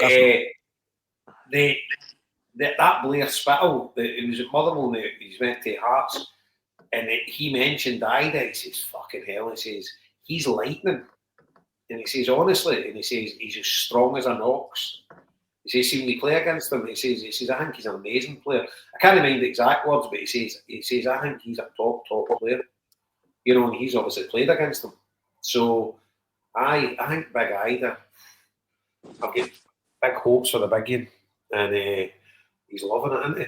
But he seems quite chilled, you know. He seems quite like, doesn't seem to like when he celebrates. He obviously when the goal went in against Young Boys, he went absolutely bonkers. But normally he seems quite chilled, you know, after he scores, isn't that? Doesn't he fucking go overboard? And when he talks as well, you see him in interviews, he sounds like you remember Mr. Snuffleupagus from fucking Sesame Street, the big deep voice. He sounds like him with a Cork accent. Yeah. See when he scored against see he created that goal against Motherwell, Jason. They got disallowed the own goal. Yes, that got chalked off. He seemed to do like these cupping his ears thing at the Celtic fans, which was a bit odd. But all the other celebrations, he's been absolutely buzzing the last few. He's been on the huddle board and reading those fucking threads, going, "What these cunts?" Probably these cunts talking about 9 million. Fuck sure these cunts. God fucking forgive him if he was. Jesus Christ. As I said last week when he fucking scored, Ada Badger can puff my fucking pipe. That's it. Gargle my balls, Ada Badgers. Aye, but just brilliant. He's clearly a talented player, and there's a couple of things you need to get right. First of all, you need to get him right. You need to get him confident, and as Jason was saying, if balls fall to him, then he's able to have a rattle at it. But also, too, you have to give him service. Do you know what I mean? You have to get balls to him. And that goal he scored last night, it was a rebound. The goal was at Hatate, hit the first one, and it was saved. No, he hit the first one. And then Jota followed up. Then Jota followed, and then he gets it back. Right, that's what it was then. Do you know what I mean? So that's more instinctual. And you only do that when you're feeling good about yourself. Because if you're doubting yourself, you sky that one up. You're not even getting on the end of the rebound. You know. Right. So again, you know, good service to him. He will fucking score. No doubt. He'll get more aerial service, Marty, with Jota there as well. 100%. Yep. You know, Jota's really good at putting him sort of like the way he put him for me yesterday. But he's good feet, Liam. You know, he's really good feet. Yeah. And he's fast. And the goal against Young Boys, you know, was the fucking speed of him. Like he took off at a rate of knots. You know. But I think as well, Marty, see the 2 goals against Villa, right? He can adjust his feet very quick, and he gets the shot away quick. See, like the goal he scored at Ibrox. You know, the ball's in about his feet. Other players would turn away, but he is an instinctive striker. He just swings his leg at it as soon as he's got a chance. You know, see when he's in front of goal, he'll just fucking go for it. And I think all great strikers are like that. You know, they just hit it afore the goal. He's got a chance to react or whatever. You know, just stick it away. Whereas, see folk that are trying to like fucking pick an angle and like, you know, get in the right position. As soon as he's got any sort of chance to get fucking, he's fitting the ball, he'll just fucking lash at it. And I really, really like him. We never even mentioned the disallowed goal, the Kuhn overhead kick at Motherwell. That was a bit of class, wasn't it? That was class. Had that stood, it would have been brilliant. Like, I know. But I thought when Kuhn came on last night, I thought it was brilliant. And I think, obviously, the Jota's probably gave him a lift, you know, and he's obviously seen him. And I think the 2 of them will bring each other on. You know, they'll be able to learn. Because he's got different ways of... The 2 of them are wingers, but they've got different ways of playing. And it was good to see him having his shot there, because quite a lot of the times he kind of runs across the box, whereas last night he fucking just made the angle and just fucking dispatched it. You know, but he's been brilliant. Yeah, I'd agree with what you said about Ida, every word. But selfishly, I'm looking forward to a game where Kuhn, Maeda, and Jota play together up front. I think that'll be pretty fucking scintillating. Do you know what I mean? With the pace with the 3 of them. Aye, definitely. It'll be an absolute nightmare for defences. Fuck that. And that's so. I haven't really talked much about the defence. So it's still not great. Do you know what I mean? And Trusty has, you know, brain fart moments and things like that there too. Carter Vickers as well, I think, from that injury really hasn't been himself. Liam Scales is kind of finding himself out of the picture. In fact, he's being used more as cover for Greg Taylor. For Taylor. You know, so again, we're all moaning and slabbering about not banning strikers. See, if it was me, I'd be having another fucking look at our back line as well, and trying to get people out the fucking door who are never going to make it here as defenders. So, you know, it's a very, very strange situation. And the fact, I mean, I mentioned the Rocky earlier on. He's warming up at Motherwell. What the fuck's he doing still here? Here, sure, that wee lad Dean, what's his face, was fucking pulled off the bench at Villa instead of him, and was spent I 5 was million very pounds odd. or whatever. I was poor. I think. Well, here, but listen, I know, but it was what it was. But the point being, where the fuck was he? Surely Rocky should have been on at some stage. Like, and if, again, another one they're looking at weird. It's not. See, at that point, Marty, in the Villa game, I would have put Ralston on and put Alistair Johnson inside one. I know, that's what I'm saying. Weird. I really did. No, I'm not even arguing that point. Liam, honest to God, like, and you're right completely, but he done it. And the point being is, you have other defenders there who cost a lot of money and aren't even fucking in the conversation. Do you know what I mean? So again, I'd be looking at that if I was the board, and I'd be saying to Rodgers, "What am I doing here?" Now, there's last night. We haven't really spoke about refs and all the other fucking shit going on. Jason touched on it briefly when he was talking about the overhead kick. But the fact that referee had the fact that referee last night had to be corrected by VAR is an absolute fucking joke of the highest order. And Lee Miller was on commentary last night for the BBC, and there was that, and there was the other one. There was 2 incidents in the box, and Lee Miller was going, "They are both penalties. They're both penalties." Got pulled back. Correct. It was 100% penalty. Your man was all over his back. In fact, his arms were right over his shoulders, pulling the fucking jumper on his chest. That was a penalty too. And the fact that other one had to be rescued by VAR was a fucking disgrace. An absolute disgrace. It's a fucking joke. Now, we may have missed a penalty, I don't know, but that's not the fucking point. Do you know what I mean? It's just, the level of officiating is genuinely fucking shocking. I tell you what, I listened to the Radio Scotland podcast this morning when I was going to work. And I thought Lee Miller was absolutely brilliant. He talked class. He was brilliant, Jason, and he was brilliant really? He was brilliant on sport. He was the co-commentator on Sportscene as well, and he was excellent. You know, really not pro Celtic, but he was just positive. He was saying this is great, it's good to watch. You know, he wasn't fucking saying I'm a Celtic fan or fuck all. I'm sure he's not. You know, but he was a breath of fresh air. You'll probably never fucking see him again. Now they'll probably bury him. He's obviously I think his lad, I think his wife, but his new wife, obviously his wife died, God rest her, but his wife, I think their family are all Celtic fans sort of thing, so probably has kind of maybe feeling for Celtic, I don't know. But he came across really, really well, and like it's good to have guys like that, you know, fucking rather him than fucking Packy Bonner or something, for fuck's sake, you know.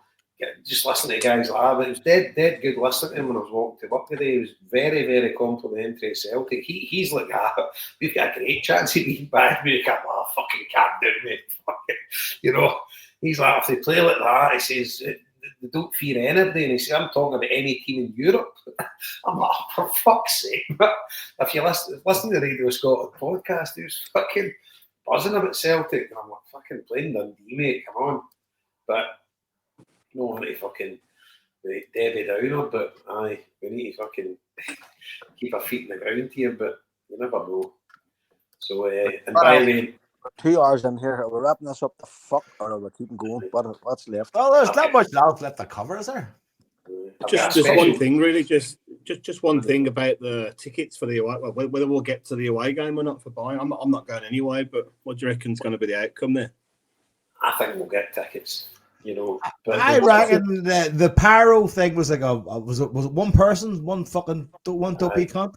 Aye, one smoke bomb. Do you know what? That's a bit different than an entire fucking bunch of cunts doing it. Well, I think too that Celtic can point out that it didn't come from the fan section; it came from the hospitality section that they didn't have tickets for. So that's probably a mitigating factor. You know, Who's in hospitality throwing out pyro? Fuck's sake! Fuck's sake! Yourself. It was, and that's the thing. They can turn around and say, "Well, there's all our ticketed section over there. There's the Green Brigade. There's the boys. They didn't do it, you know." And we're being punished by the actions of somebody who bought a ticket from whatever fucking source to get into the game. That's not on us, you know. So it is a defensible position. You can see how, you know, that will be said, but in a general sense, lads, the pyro has to fucking go. It has to go. It's just we'll make it away with it this time. It'll fucking happen again. Here's And the it'll be thing. the likes of Jason and people who go to those games and Scott who will fucking feel the brunt of it. There's got to be a better way to do that. No way now. No, like you can go to church and do like them plastic candles, just light No, up. Why we haven't let her know? I've argued it on here for ages. There is a way of doing it, but the club aren't interested. You do the whole fire safety bollocks and you have fucking buckets with sand and whatever else, and you only put the pyro in certain places and all that. It can be fucking done, but Celtic have turned their face to it and they're refusing. So therefore you can't, because it can't be done. It has to be done in conjunction with that things that got really annoy me. It's like the starting section. Do you know what I mean? They take good ideas sometimes, and then other ideas just go, nope, we're not doing that. And you're going like, I know, but it's already part of football, so why don't you try and manage it, you know, and bring it in? And the Green Brigade, in fairness to them, a couple of years ago, were saying that they were only going to do it for certain big things and stuff like that, or cup finals or whatever, you know, and it wasn't going to be like 100% part of their repertoire or whatever. But I mean, I saw that thing last week. FC20 did the most amazing full stand. I mean, their stand's obviously smaller, but they did this fucking absolutely class tifo. Then they started launching out like nuclear levels of pyro, and you couldn't see a fucking thing. The whole tifo was ruined because you couldn't actually see it. It was just smoke. Do you know what I mean? And if you could get fucking smokeless pyro, then that might help. But I was talking to Gilmore about it there last week, and he was saying at one of the games last year, John Fallon, a Lisbon Lion, had to be taken to fucking hospital for breathing in the pyro smoke. Now, if that's not a fucking sign to say, lads, we need to have a wee think about this here. What the fuck is? Like, one of our heroes his health was hindered, hurt bad.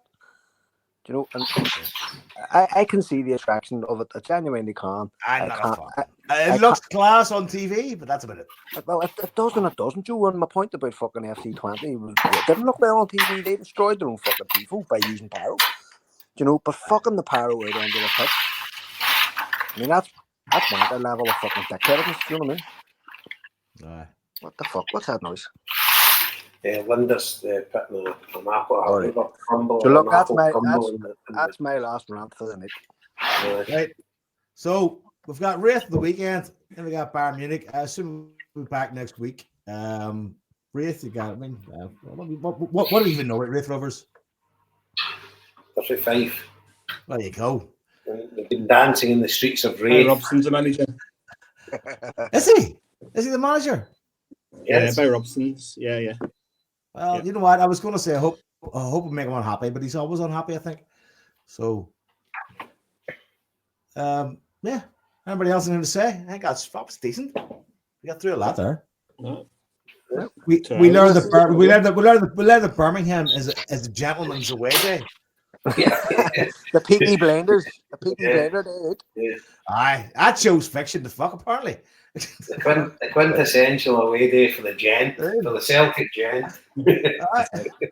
For the discerning Celtic fan.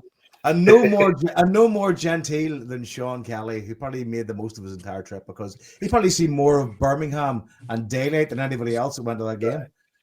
Funny bit, we're walking back to the train station on the Thursday morning. Do you know they boozers, Liam? There's a row of them in Broad Street that they're all up to 3 in the morning. Yeah. There was a lassie's pair of fucking high heel shoes. The two shoes were on the middle of the pavement, just fucking situated. You just think to yourself, what the fuck she been up to last night? I don't know, but it sounds class. When you know you've made it. Folks, we shall return next week. Hail. Goodbye, stay on by the way, a wee bit after. I have to say anyway, and upload the pod anyway to the stream. Right. So, folks, hail. Anybody else want to say goodbye to the lovely listeners? Goodbye, listeners. You lovely people. Hail. Fox Scott McCurry, you piece of shit. Fox Scott McCurry, piece of POS. Gee. Yeah.